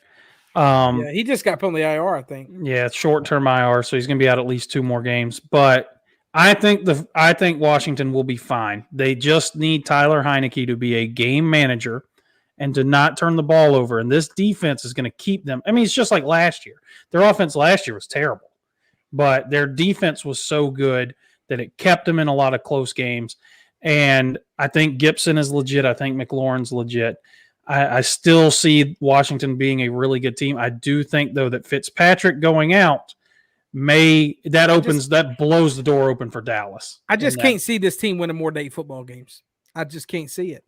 And We'll I think this defense is the best defense in the league, but it's going to be tough. See. They're going to be in a lot of games because that defense isn't going to give up but 20 points a game. Right. Statement win for the Chargers, though. Put the league on notice for sure. Mm-hmm. Nothing really. We're kind of sliding the next one. Jacksonville Jaguars. Houston Texans in the battle for the number 1 pick. Looks like Jacksonville ended up getting it because they lost 21-37. Terrible. Jacksonville is. They look like a college team out there playing football. Terrible coach team. You get the doors blown off you by Tyrod Taylor and Houston Texans. This is gonna be a long year. What's the picks on this one? The picks for this one were you picking Houston and me and Nick picking Jacksonville.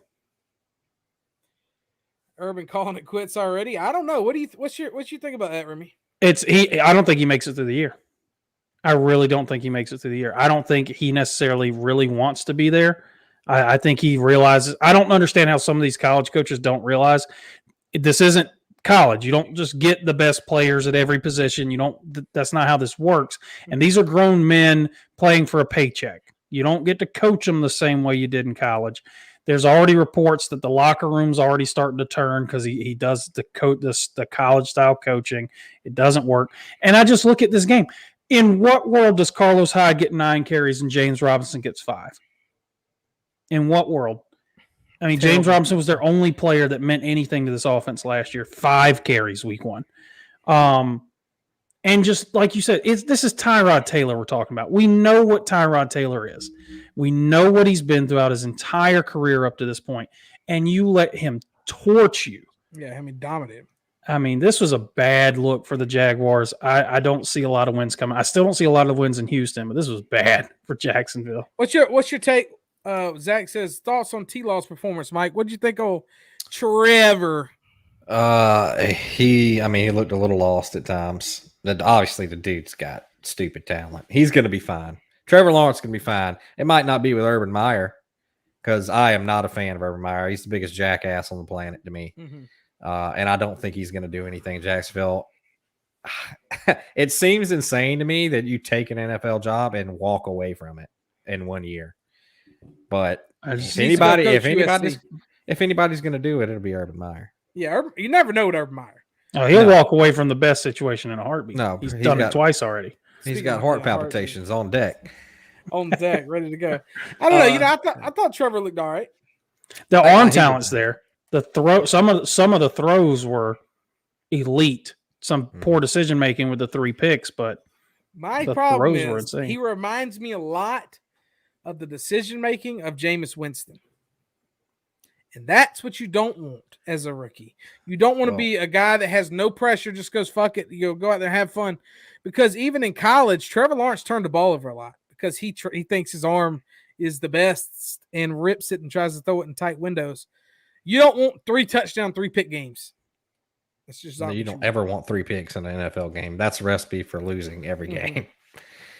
Yeah, definitely not to Houston. Comparing him to Jameis, that's the funny thing about Jameis is he was 7 years into his career when he threw 30 and 30 or whatever it was. Yeah. Nobody's worried about Trevor Lawrence. Nobody's worried or concerned about his He'll be level. okay. We'll see. Remy, I'm going to get you to start talking about the Browns Chiefs, and I'll be right back. Browns Chiefs. Let's take a look. I picked the Browns because I'm an idiot. Terry and Nick both picked the Chiefs. Now, early in that game, I was looking pretty good. The Browns, they were driving up and down the field on offense. Their defense, of course, you can only ask your defense to do so much when you're playing Kansas City. That offense is eventually going to break through. They're eventually going to get big plays. That's just the nature of the beast when you're playing against the Kansas City Chiefs. For me, this was just more of a blown opportunity by the Browns. They had it. I mean, they had the momentum. They had everything going. They were scoring points, running the ball. That's, of course, their strength. But once again, like I've talked about, some of these teams give up a little bit on the run game too early. 21 carries for Nick Chubb and Kareem Hunt combined is not enough. You're not going to – this offense, they're not going to win a ton of games if those two combined for 21 carries. They should be combining – I mean, yeah, they should be combining. Great. There's not a game in the 17-game schedule that Nick Chubb and Kareem Hunt shouldn't combine for 35 carries. That's how Cleveland's – in what world does Joe Mixon out-carry both those guys? Combined. It's insane to me. And the Cleveland had it, dude. They had it. Of course, there's the punt that, immediately let the Chiefs score again at the end. I just felt like it was a missed opportunity by Cleveland. They had a chance to shock the world with this win. This was a statement win against arguably the best team in the AFC, and they let it slide. They clammed up. They did. And, I think the Browns, they played good. They looked good. They were dominating. They played very passive defense. If you watch them play, they tried to keep everything in front of you. They didn't really play the physical, fast defense that I thought they would. They kind of got scared of Patrick Mahomes a little bit. I think if you're playing against Patrick Mahomes, you got to try to take the ball away. You got to play aggressive against him. You cannot play back. He'll pick you apart. And I think he's going to throw 4 touchdowns. But what you need is 4 touchdowns, 2 picks. Or a couple fumbles. You need some sacks. You got to sack him. You got to hit him. You got to hit him. But altogether, the Browns went up 9. And I'm like, okay. Now I'm thinking, I didn't think they ever had it for sure. I thought they went up 9. I'm like, you got to like the chances because they was doing this off tackle. They was pulling, and they were just manhandled on the left side of the defensive line. And they went up 9. And I thought everybody, even the announcers, like, whoa, everybody in Cleveland's got to be pretty excited, 7 whatever. Patrick Mahomes came out and ran around and threw the 75-yard bullshit touchdown, just threw it up in the air like a punt. And the guy's like, he's clearly not going to throw it to this guy because he's covered. But he never turned around and looked for the ball, and they end up scoring a 75-yard touchdown off of it. Tyreek Hill's a cheat code. We all know that. We all know he is unbelievable. You can't cover him. But what Cleveland had, so they give up that touchdown. Okay? So now you're like, whoo, Cleveland's immediately offense runs back on the field. They're like, damn. 1st and 10, they throw the football.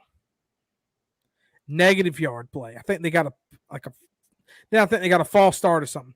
Now it's 2nd and 16.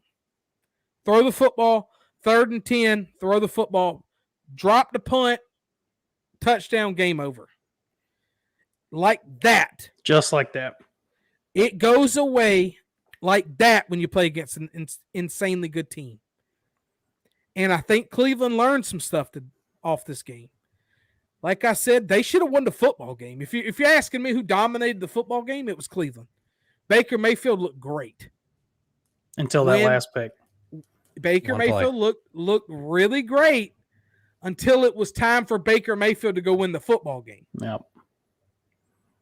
And they got to realize that they have 2 of the best running backs in the league. You got to hand them the ball because it's you're keeping your offense on the field and the Chiefs off the field. Yes, which is the most important thing. Keep Patrick Mahomes off the field and maybe cover Tyreek Hill. I mean, is that possible? I was pulling so hard for Cleveland in this. I'm not gonna lie to you boys. Yeah. I think you leave this game, and if you're Cleveland, they're still going to be a great football team. Oh, I mean, at the end of the day, they proved they can compete with the best teams in the entire NFL. I'm not down on Cleveland. I still think Cleveland is top 2 or 3 team in the entire AFC. And they proved it in this game. I just think that they should have won it. They played like a team that was scared to win the football game. Mm-hmm. They were like, whoa. Whew, okay, we're in this game now. So it's like all that preseason media shit that was in their head that we're going to be great. We're going to be this. And then it actually came to light, and then they all started looking around like, shit, guys. Patrick Mahomes on the other team. I mean, they did. All of a sudden, they looked scared. Yeah. And it was kind of sad, but bad, unlucky for the Browns in this one. I mean, great win for Kansas City's a wagon. They're going to continue to win games. Patrick Mahomes is elite, special, different. number one quarter. I mean, name it. Any words you want to say. He is it. Chiefs are one of the best football teams in the world. But the Browns, you go into Arrowhead and you almost win this game, should have won this game. You got to hope the coaching staff takes something from it. You know what I'm saying, Mike? Got anything to add on this one? Just back to Remy's point about handing the ball off more if you're Cleveland. They had a pretty balanced attack that game. Like, I can't be mad at them, but also at the same point, you come out at halftime with a 2-score lead on Kansas City, you better shut the damn door. Yeah. Like, Nick Chubb should have got 20 carries in the second half, trying to keep Mahomes off the field. But at the same time, Baker played a great game. I mean, he was on point until the last drive. One play, and we might be having a really different conversation. Take that one play away. He throws one bad decision away. Yeah, one bad decision. That's all it takes. Both these teams are still going to be great. We'll go into the Dolphins-Patriots. What was the picks in this one? Well, I think we all know who I picked to win. We all picked Miami to win, actually. Which is weird because most of the country had the Dolphins as an underdog. The media, everything. Everyone picked us to lose. ESPN had us 38% chance to win. I think it was NFL.com. All of their panel of experts picked us to lose the game. In your face, every single one of you. In your face. Love it. Brian Flores is 3-1 in his last 4 games against the Patriots. Tua is 2-0 to start his career against the Patriots. Everything you can say about Miami beating the Patriots makes me happier and happier. We won the game. It was moments of pure beauty and then moments of just awful football in this game. It all comes down to, first off, the sole reason we won the football game is because Xavier Howard is on the Miami Dolphins football team. Thank God they figured it out. And they got him on the team. Got the contract figured out, got him happy. He stripped the ball. New England's driving. They're in field goal range. They're down by 1. Could win the game. And Xavier Howard goes in, gets a strip, and recovers a fumble, gives us the ball back, and we win. I will say Mac Jones looked really good. He looked really decisive. He was well coached in this game. It was kind of frustrating being a Dolphins fan. We kept blitzing him over and over again, and he knew as soon as he saw the blitz, he was just going to throw it to the underneath route as soon as he could, not take the hit, and he diced us on that. He went 29 of 39 for 281. Kind of like Tom Brady would. I mean, like literally is what it felt like. The Miami on offense, the first drive was a piece of art. Everything we wanted to work on the first drive worked exactly how we planned it. And then after that, we got out of rhythm. To me, the biggest takeaway from the game, Miami won, but if you look at third down, Miami went 4 for 11 on third down. New England went 11 for 16. That's the reason that New England was even in this game. I think Miami played the better game all around, but on third downs, New England knew how to handle a third down, whereas Miami didn't. We got ourselves stuck in too many of those third and longs, or Tua is having to force a deep throw, which is not the game we want to play. Miami's offense kind of reminded me a little bit of Carolina's. Yeah. And it's just so chopped and screwed, bro. It's like no rhythm, no consistency. Nothing makes sense. Nothing's added on to build anything else. And y'all's running game is so sad. And it was the same thing, though. I mean, Gaskin, as much as I'm not the biggest Gaskin guy, 5.4 yards per carry, 9 carries. We just, we abandoned it, and it wasn't as smooth as I wanted it to be. But at the end of the day, winning in Foxborough, I'll take it. I'll take it every day. You kind of see why they chose Mac Jones, though, because he had full reign of that offense. He knew what he was doing. Mm-hmm. And, I saw people still trying to knock it. Like, dude, no. Mac Jones played about as perfect a game as you could have asked him to play. What you saw out of Mac Jones was exactly what Tom Brady did for over a decade. Mm-hmm. He took what the defense gave him. The defense gave him. We blitzed, he dumped it down. Where's the open guy? I'm just gonna throw it to that guy. And if when they blitz, I'm just gonna check down. Throw it in that vicinity of where. Where it was came from. I thought this was one of those things where, for Mac Jones and the Patriots, we know that defense is going to be good. They're always a well-coached defense. Now they actually have some talent on that defense again, which is good. But my takeaway from this football game is Mac Jones is going to be great. I think he's going to be great. But man, oh man, Dolphins going on the road week 1 in New England with you got to love the start. You know, you maybe not like the score, maybe it might not have been pretty, but NFL's not pretty sometimes. And these are the games that makes you go to the playoffs. I saw a stat, because the knock on Tua has been that he doesn't throw the ball downfield. Only 3 quarterbacks in week 1 averaged more yards per throw in the air in week 1. So we were throwing it, and we were throwing it deep on some plays. Of course, Devontae Parker, just jump ball master that he has become, helps a lot in that. But Waddle looked really good. I am excited to see what the Dolphins offense looks like with Will Fuller thrown into the mix. Like you said, winning in Foxborough week 1 is no easy task. I don't care that Tom Brady's not there. They still have Bill Belichick. That's a massive win for the Dolphins. First place in the AFC East. Let's go. You can't go 17-0 without starting 1-0. Yep.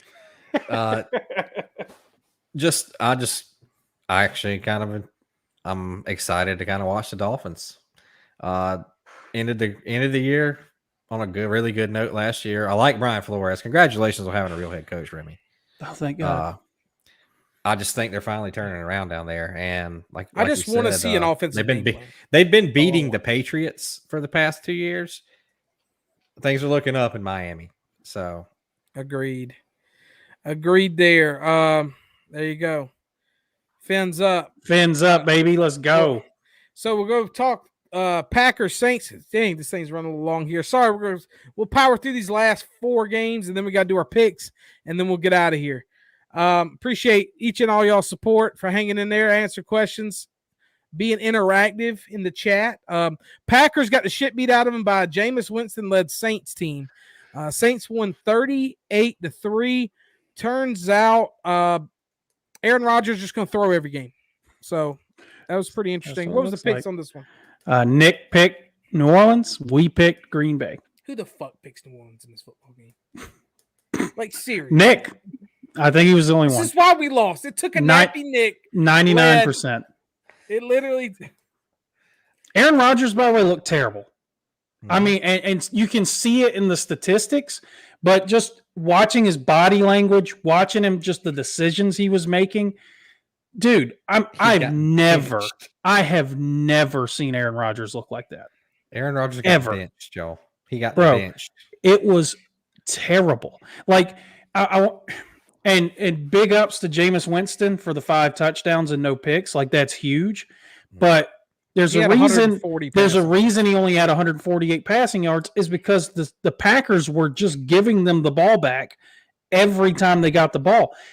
Aaron Rodgers had 133 yards. This was embarrassing, dude. I mean, I don't know. Now, Aaron Rodgers is the kind of guy that I would not put it past him that, I don't like the team anymore, so I'm just not going to play well.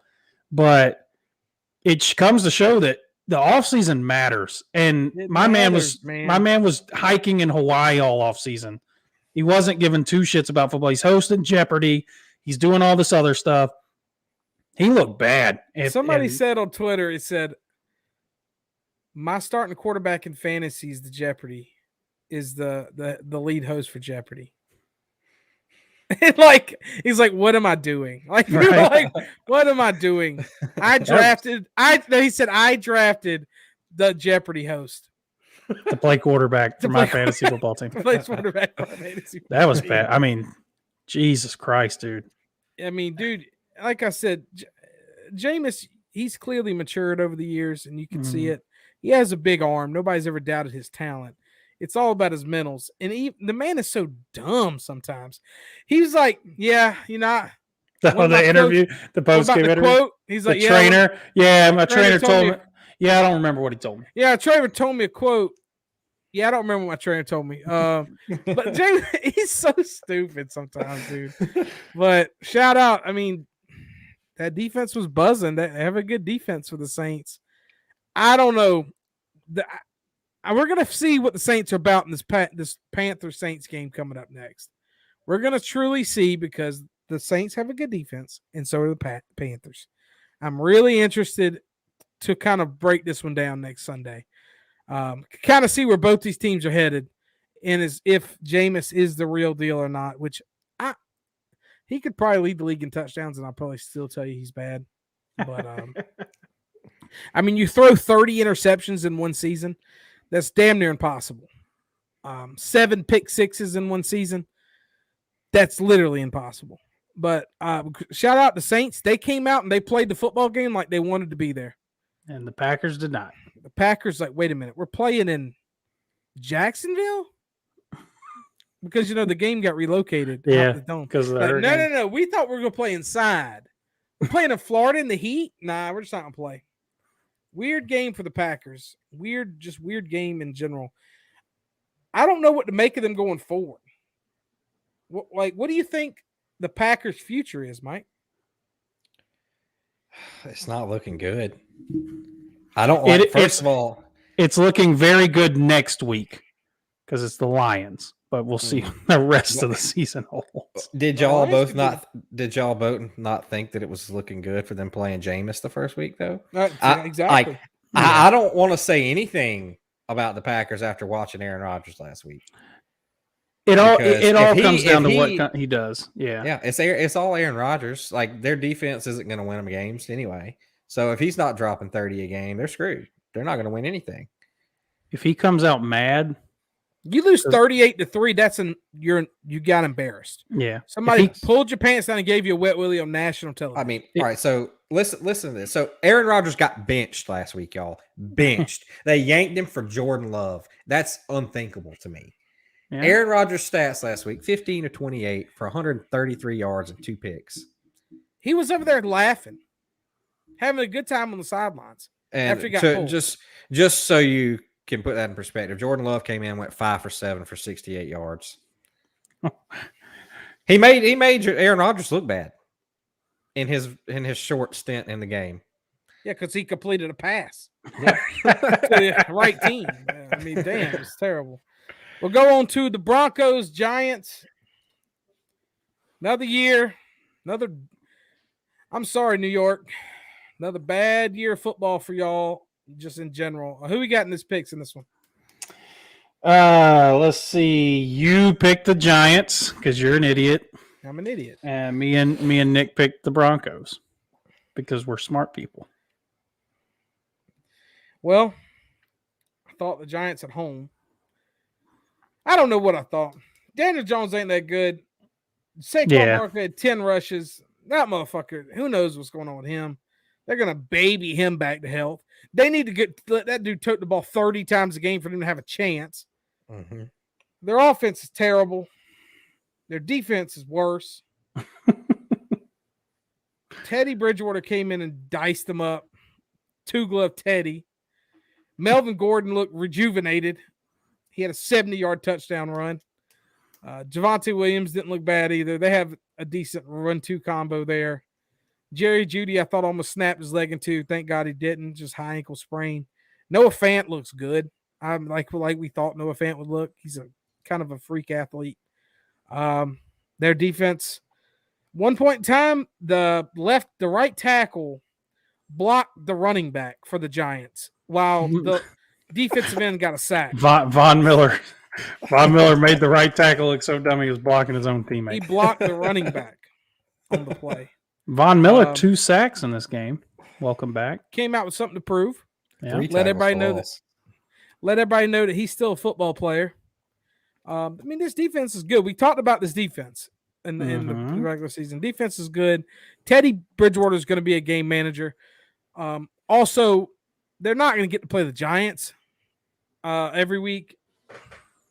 I mean, Daniel Jones was their most effective runner. I mean, what is going on with the Giants, bro? Like, no, it's. I saw everything I needed to see, and I say unless they do exactly what you just said, and they turn around, they hand the ball to Saquon Barkley 30 times, they're not going to win a lot of football games because at this point, Daniel Jones is just not that dude. He's not that dude that you can come out and be like, you're not that guy, pal.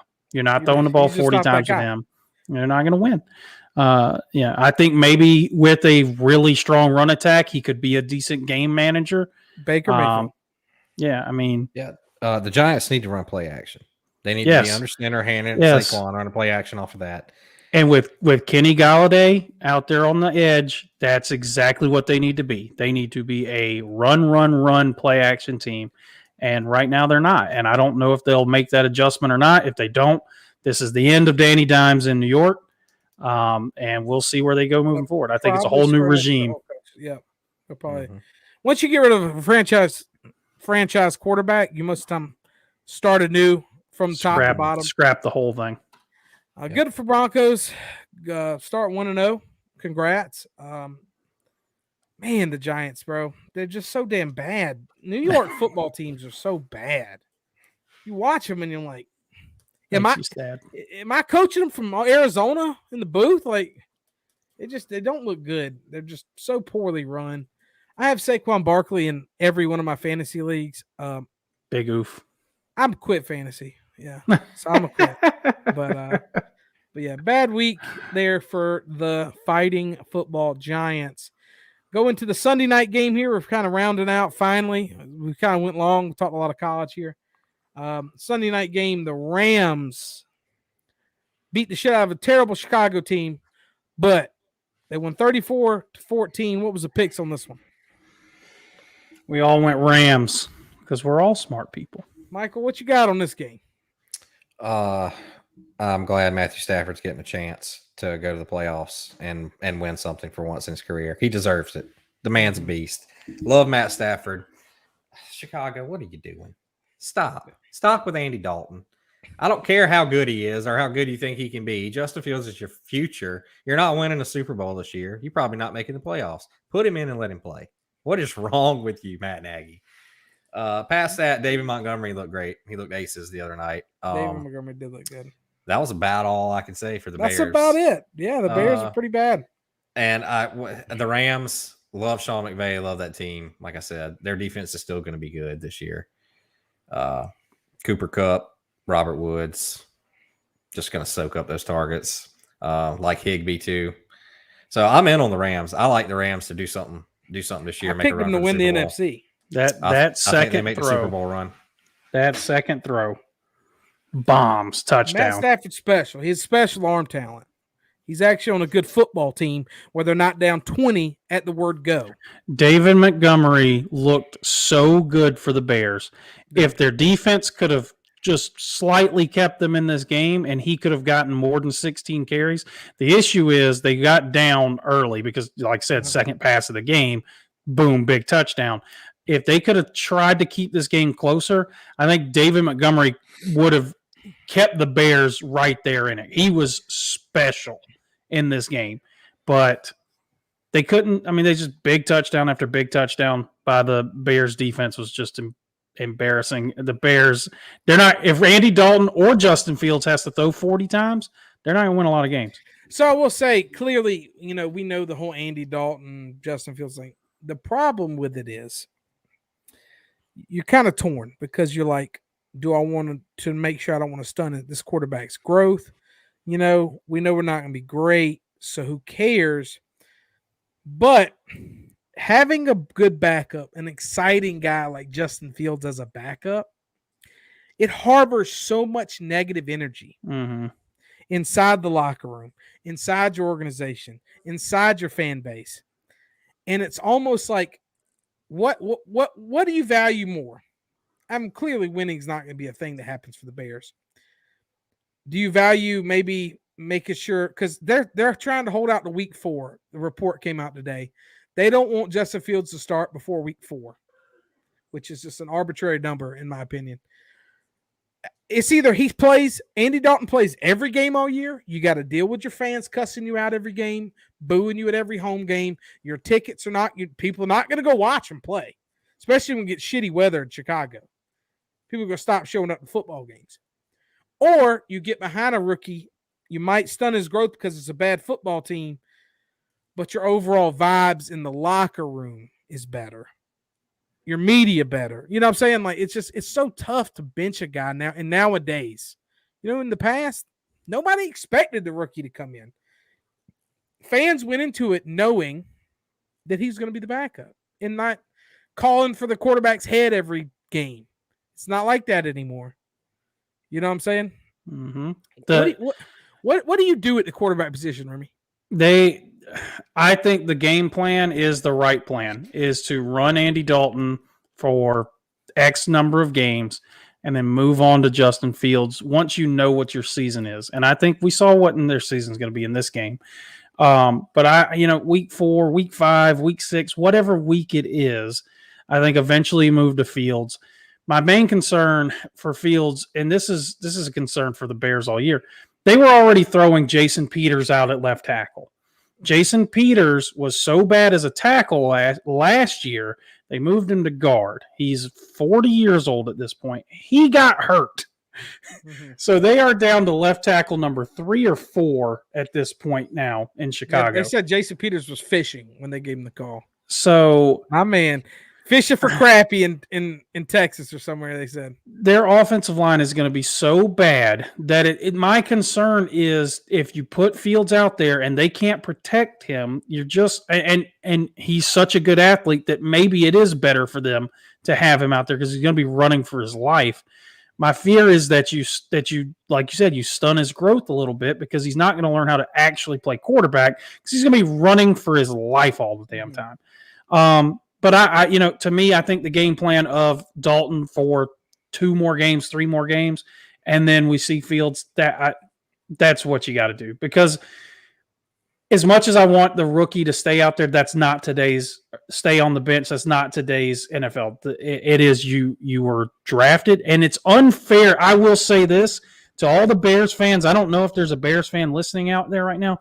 What you're doing to Justin Fields is unfair. I know it's exciting. I know you're happy you got your quarterback, but the Bears fan base is already saying he's the greatest quarterback in Chicago Bears history. Mm-hmm. If he's not that, you are destroying him. Give the kid a chance to grow and become a quarterback. They've already anointed him the greatest quarterback in franchise history, and he's played 2 snaps. Like, let's give the kid a chance to actually become a quarterback. I would be so happy to see him grow. And I think he will take over at some point and be a good football player. Okay.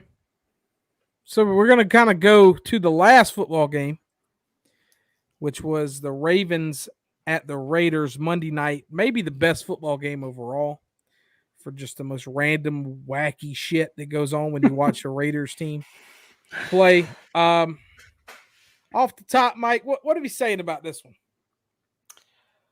Oh, dude, this game was a mess. Where do you even start? You know what I'm saying? Like, I don't know where to start. We'll just start with the quarterbacks because I think that's still what you're looking at. If you watch these games, What did those guys do and what can we expect out of them moving forward?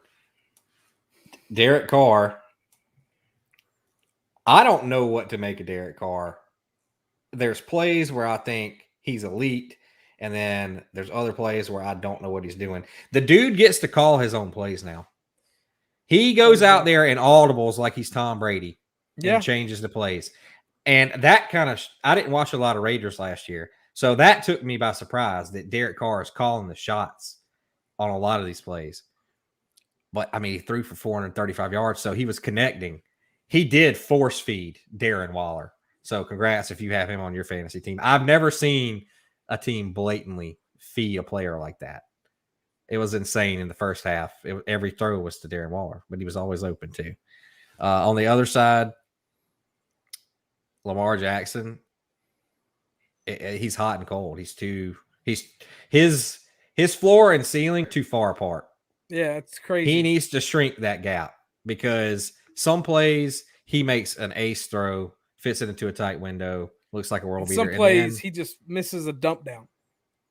it's insane that he still misses these easy throws to me. Yeah. He's such a good athlete. Now, as far as the comments in the preseason saying that maybe the league has figured Lamar Jackson out, they haven't. They haven't figured him out because Not he was even still close. dicing. He was still dicing people when they tried to tackle him. He can still run for days on you. So if he can get those silly mistakes out of the way, those bad, easy throws to go away, he's going to be unstoppable. So he has that ability. And if he gets that way, look out. I feel like defenses play passive against him.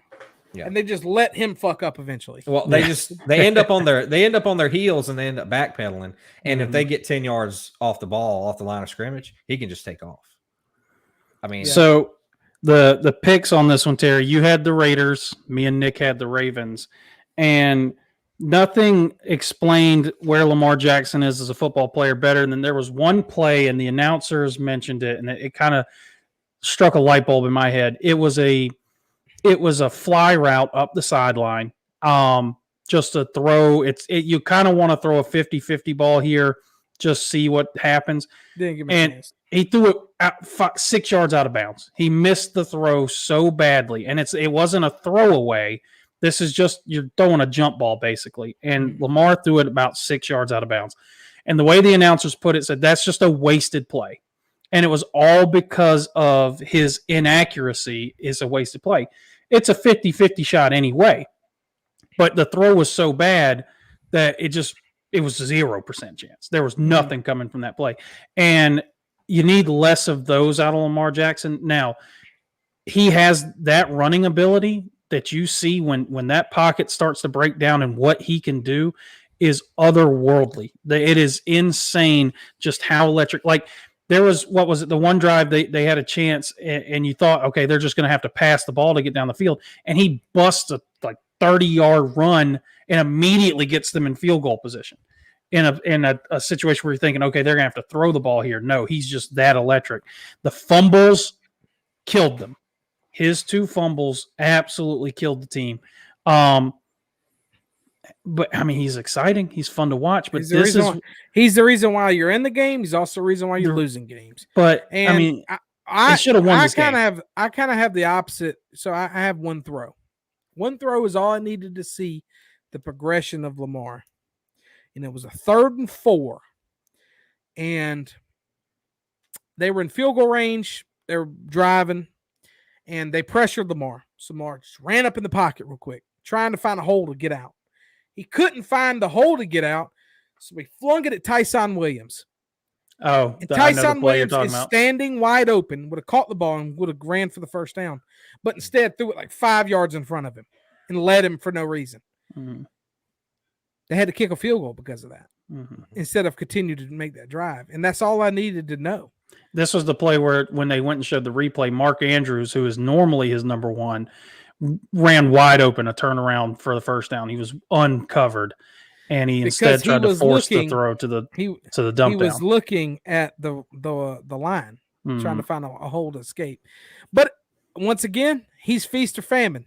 Love him. He's special. He's the dynamic.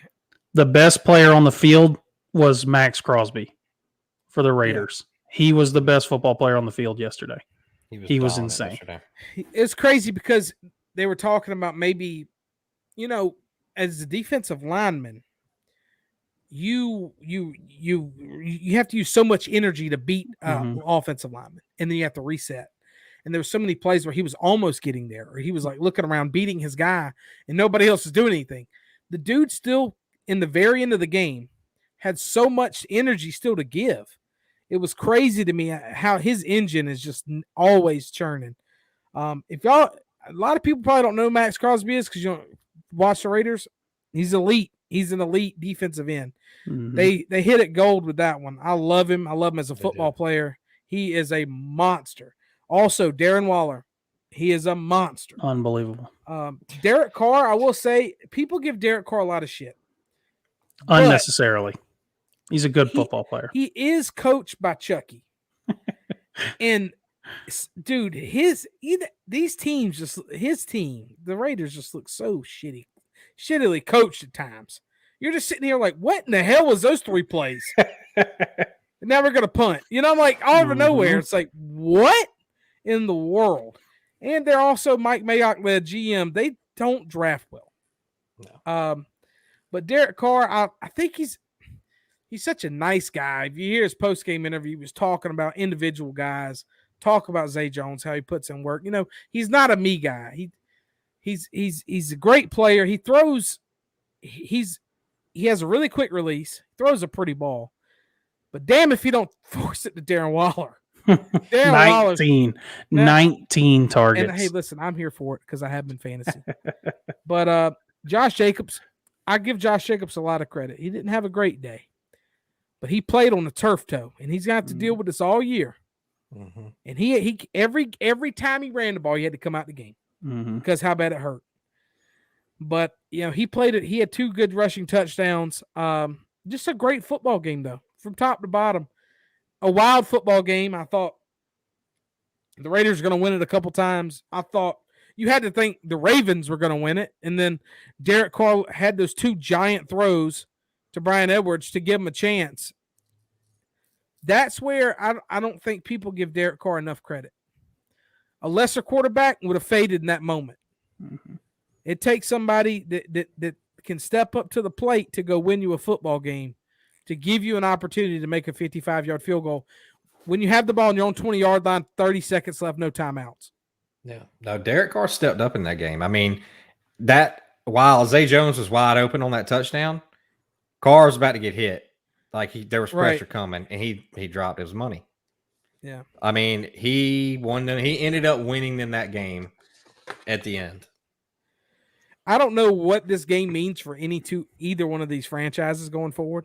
I thought we had the Raiders kind of a run-of-the-mill team, and I think that's what they probably end up being, just because how badly coached they are. I mean, they somehow almost lost this game 5 times over again. Mm-hmm. I think the Ravens are a good football team, and I think you take those 2 fumbles out the game, and this game isn't that close. Yeah. But that's Lamar Jackson in a nutshell. He can be the most unguardable, dominant player, and he can also lose you the football game. So we'll see. We're going to end this live episode here. I'm also going to try to figure out a way I can put it up on Spotify and rip the audio off, and this will be one of our episodes for this week because it has definitely ran long. Definitely appreciate Mike. Definitely appreciate you coming in, and you kind of seamlessly transitioned with us. You had some good knowledge on some stuff, so you're going to be our guest picker this week. So Remy, get ready to write down. We got to redeem ourselves, bro. We can't go 0-2 to start the season. Michael, just know that if you beat us, you have taken the entire hard pass budget for the season. So please don't make us go broke. Please. So that being said, we're going to do our NFL pick. We're going to pick them. Remy's going to write them down. We are 0-1 hard pass versus Nick Stevenson, so we got to bounce back strong. We'll start with Thursday night football game. The Giants at the Washington football team. Who you got, Mike? We're going Washington. Not taking the Giants at all. I'm going to take Washington's D to lock this one down. Okay, who you got, Remy? Washington. Giants score 3 points. Yeah, if you have Saquon, bench him, please. I'm about to do it. I got Washington as well. I think they could probably run out Antonio Gibson to be quarterback, and they would probably still win. Just run the Wildcat. Just run the Wildcat every play. We'll start with the Saints-Panthers at the 1 o'clock slot. So far, right now, the Panthers are a home dog. Who you got in this one, Mike? I want to pick the home team, but I'm going to have to go with the Saints on this one. Okay. Who you got, Remy? Saints. I got the Panthers in this one. I think the Saints are going to come in a little overhyped. I think they're not as good as we thought. They looked week 1.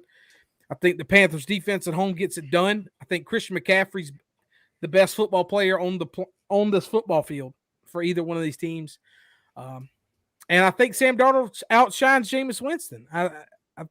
I think Like that it. he wins the quarterback battle there. So I'm gonna pick the Panthers in a really close battle.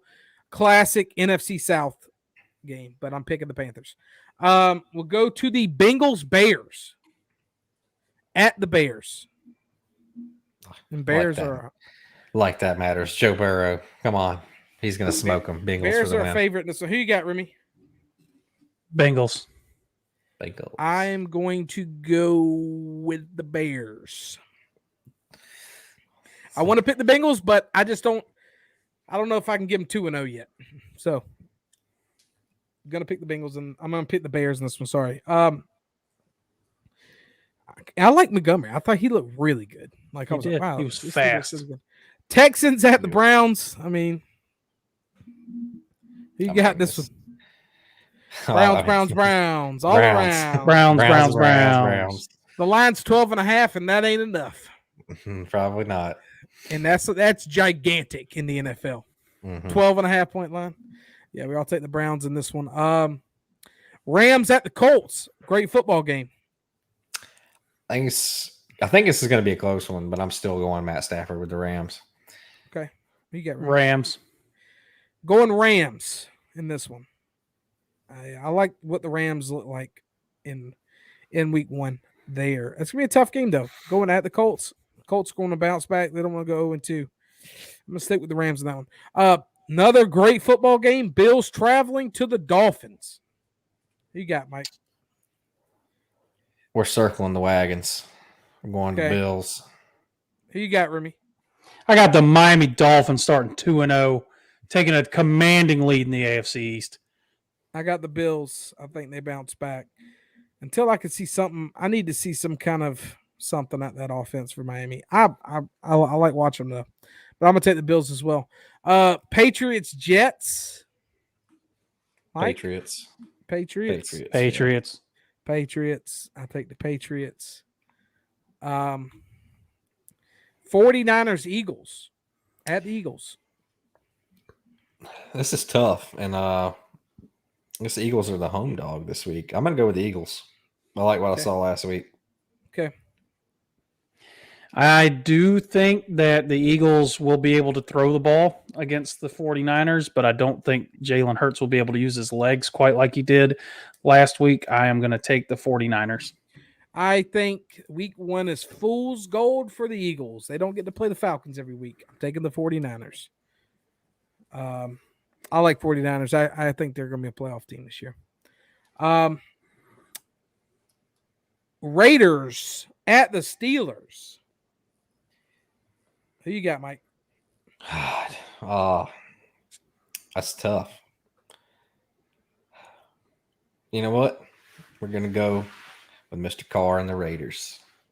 Taking one on the road. I am going to take Pittsburgh. I'm going to go with the Raiders. I think they're a better football team. Now, they're the worst coach team. So that's my only issue of picking them. But I'm going to go with the Raiders in this one as well. I think that they're better top to bottom than the Steelers. Go Broncos, Jags. We're going to go Broncos here. Broncos as well for me. Jags are a 6-point underdog at home in that one. It's probably not enough, to be honest with you. I actually like that spread a lot. If it comes down a little bit, I'm definitely in on that. Vikings at the Cardinals at the 4:00 slot. At the Cardinals. I got to go Cardinals after what Kyler and D-Hop did last week. Cardinals. I as well will take the Cardinals. Over under 51. I like this over here. Yeah, I do like that. That's a good over. It's going to be a high-scoring game. I think that's an easy over. Is for sure going to be a high-scoring game. We have the Falcons at the Bucks. All three of us better say Bucks, or I'll leave. Does anybody pick the Falcons? They're going to be dead last in our division this year. They're terrible. Bad. Bucks it is. Bucks, anybody in the chat got the Falcons beating the Bucks? Probably not. Crickets. Cowboys, Chargers. Great football game. At the Chargers. Who you got in this one, Mike? I'm going to take Dallas. I don't think Dak loses 2 weeks in a row here. Okay. I am taking the Chargers. They're going to light that secondary up. This is tough. This is a pick'em. This Is is truly a pick'em. high scoring game. Truly a pick'em. I might have to go Cowboys here just off the sheer fact that I got Cowboys win that division. They have to win a football game eventually. But it's going to be a close one. It's literally a coin flip game. It's be good. It's going to be a good one. Speaking of another good football game, hopefully, Titans at the Seahawks. I got to go Seahawks. The Titans looked too rusty last week, and to go to Seattle, I don't think there's any way they win this week. Okay. Who you got, Ricky? There's something about Seattle at the beginning of the season. Seattle always seems to start on fire. And I do agree Tennessee looked rusty. I hate to do this because this is a pro Tennessee Titans pod, and I think I only had them losing 3 games all year. But I'm going to go Seattle. I think Seattle wins. I'm going Tennessee here. I think they get Derrick Henry back on track. I think they kind of get back to their roots and understand what they are, which is a grounded pound style team. They have too much talent. They didn't have a preseason. So I think they're going to kind of get it back on track. Ryan Tannehill looked a little lost, which was interesting last week. But I do like the Titans here at the Seahawks. I thought the Seahawks they had a really good game plan. But unfortunately for them, they're not playing Carson Wentz this week. So I got the Titans. The Seahawks also don't have a Chandler Jones, which will help the Titans. Yes. Like I said, they get Derrick Henry back on track. I think Derrick Henry goes for $180 in this game. We got a good night game here for Sunday night. Chiefs Ravens at the Ravens. I gotta take Mahomes and the Chiefs. Yeah. Yeah, the Chiefs are the nightmare matchup for the Ravens. That is their kryptonite because that offense is so electric for Kansas City, and we all know how much Baltimore struggles when they give up a lead. Yep. I'm going to also take the Chiefs. The Chiefs are legit. I mean, it is what it is. I think it's going to be a good football game, though. I don't think 3.5 is enough. I really like Kansas City plus 3.5 here. I think they win by a touchdown or more. Also, over under 55. I like the over here. That's a lot, but still, I think it's gonna be a high flying, high scoring game. So those are maybe some little bets. I like sliding in there because it's legal out here in Arizona. You can just do it on your phone, just pop it up, make a parlay out of nothing. We live it. Monday night game. Woo wee! The Lions at the Packers. Who the fuck gives the Lions Monday night? Ugh. I already don't want to watch this one. Not if we get the same Aaron Rodgers we got last week. So that's my question is, which Aaron Rodgers am I getting? They're giving Green Bay 10.5. I mean, they're giving the Lions 10.5. I mean, if I'm picking the spread, Lions all day. Yeah. I think we all think the Packers will win.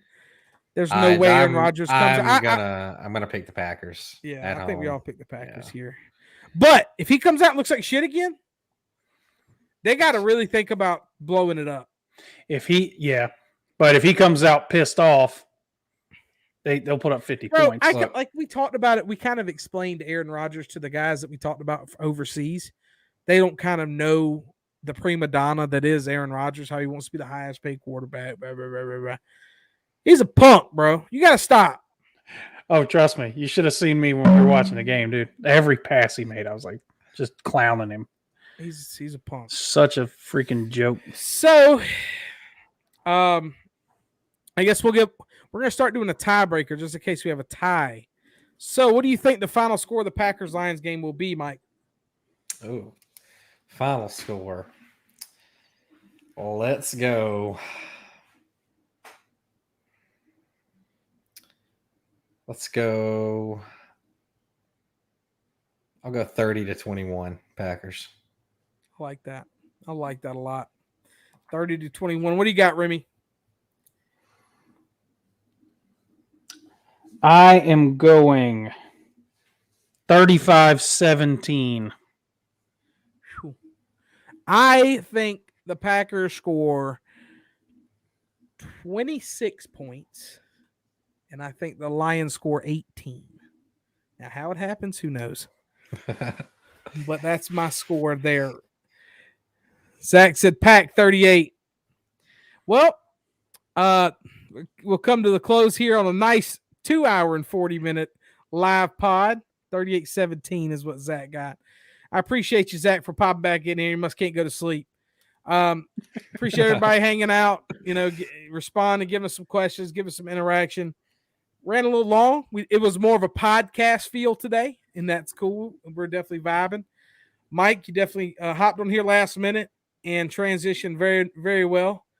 Appreciate it. You came with some knowledge, and we'll have to get you back on and talk some baseball here shortly, because it's about that time of year in that. It is about that time. October is approaching. It is approaching us, that's for sure. So, you got anything we got to tell these boys before we get out of here, Remy? Jump on the YouTube page. Hit that subscribe button. Please subscribe. Hit the alert button. We'll let you know when we go live. Appreciate the love. Appreciate the support, the questions, the interaction. We had a lot of stuff going on early with the college stuff. That was a lot of fun to see people getting their thoughts and opinions in out there. Appreciate everything from everybody. And a big shout out, Michael Brown, for jumping in here, even though you're about to lose. We appreciate it. Yep. You got anything to tell them before we get out here, Mike? Nope. Had a blast, boys. Always a pleasure talking sports with you. Always a pleasure indeed. Thank you, sir. Well, that'll be it for me and Rim Breezy and Mike Brown and the Hard Pass crew. Thanks for hopping in here and watching us live. We will holler at y'all later. Peace.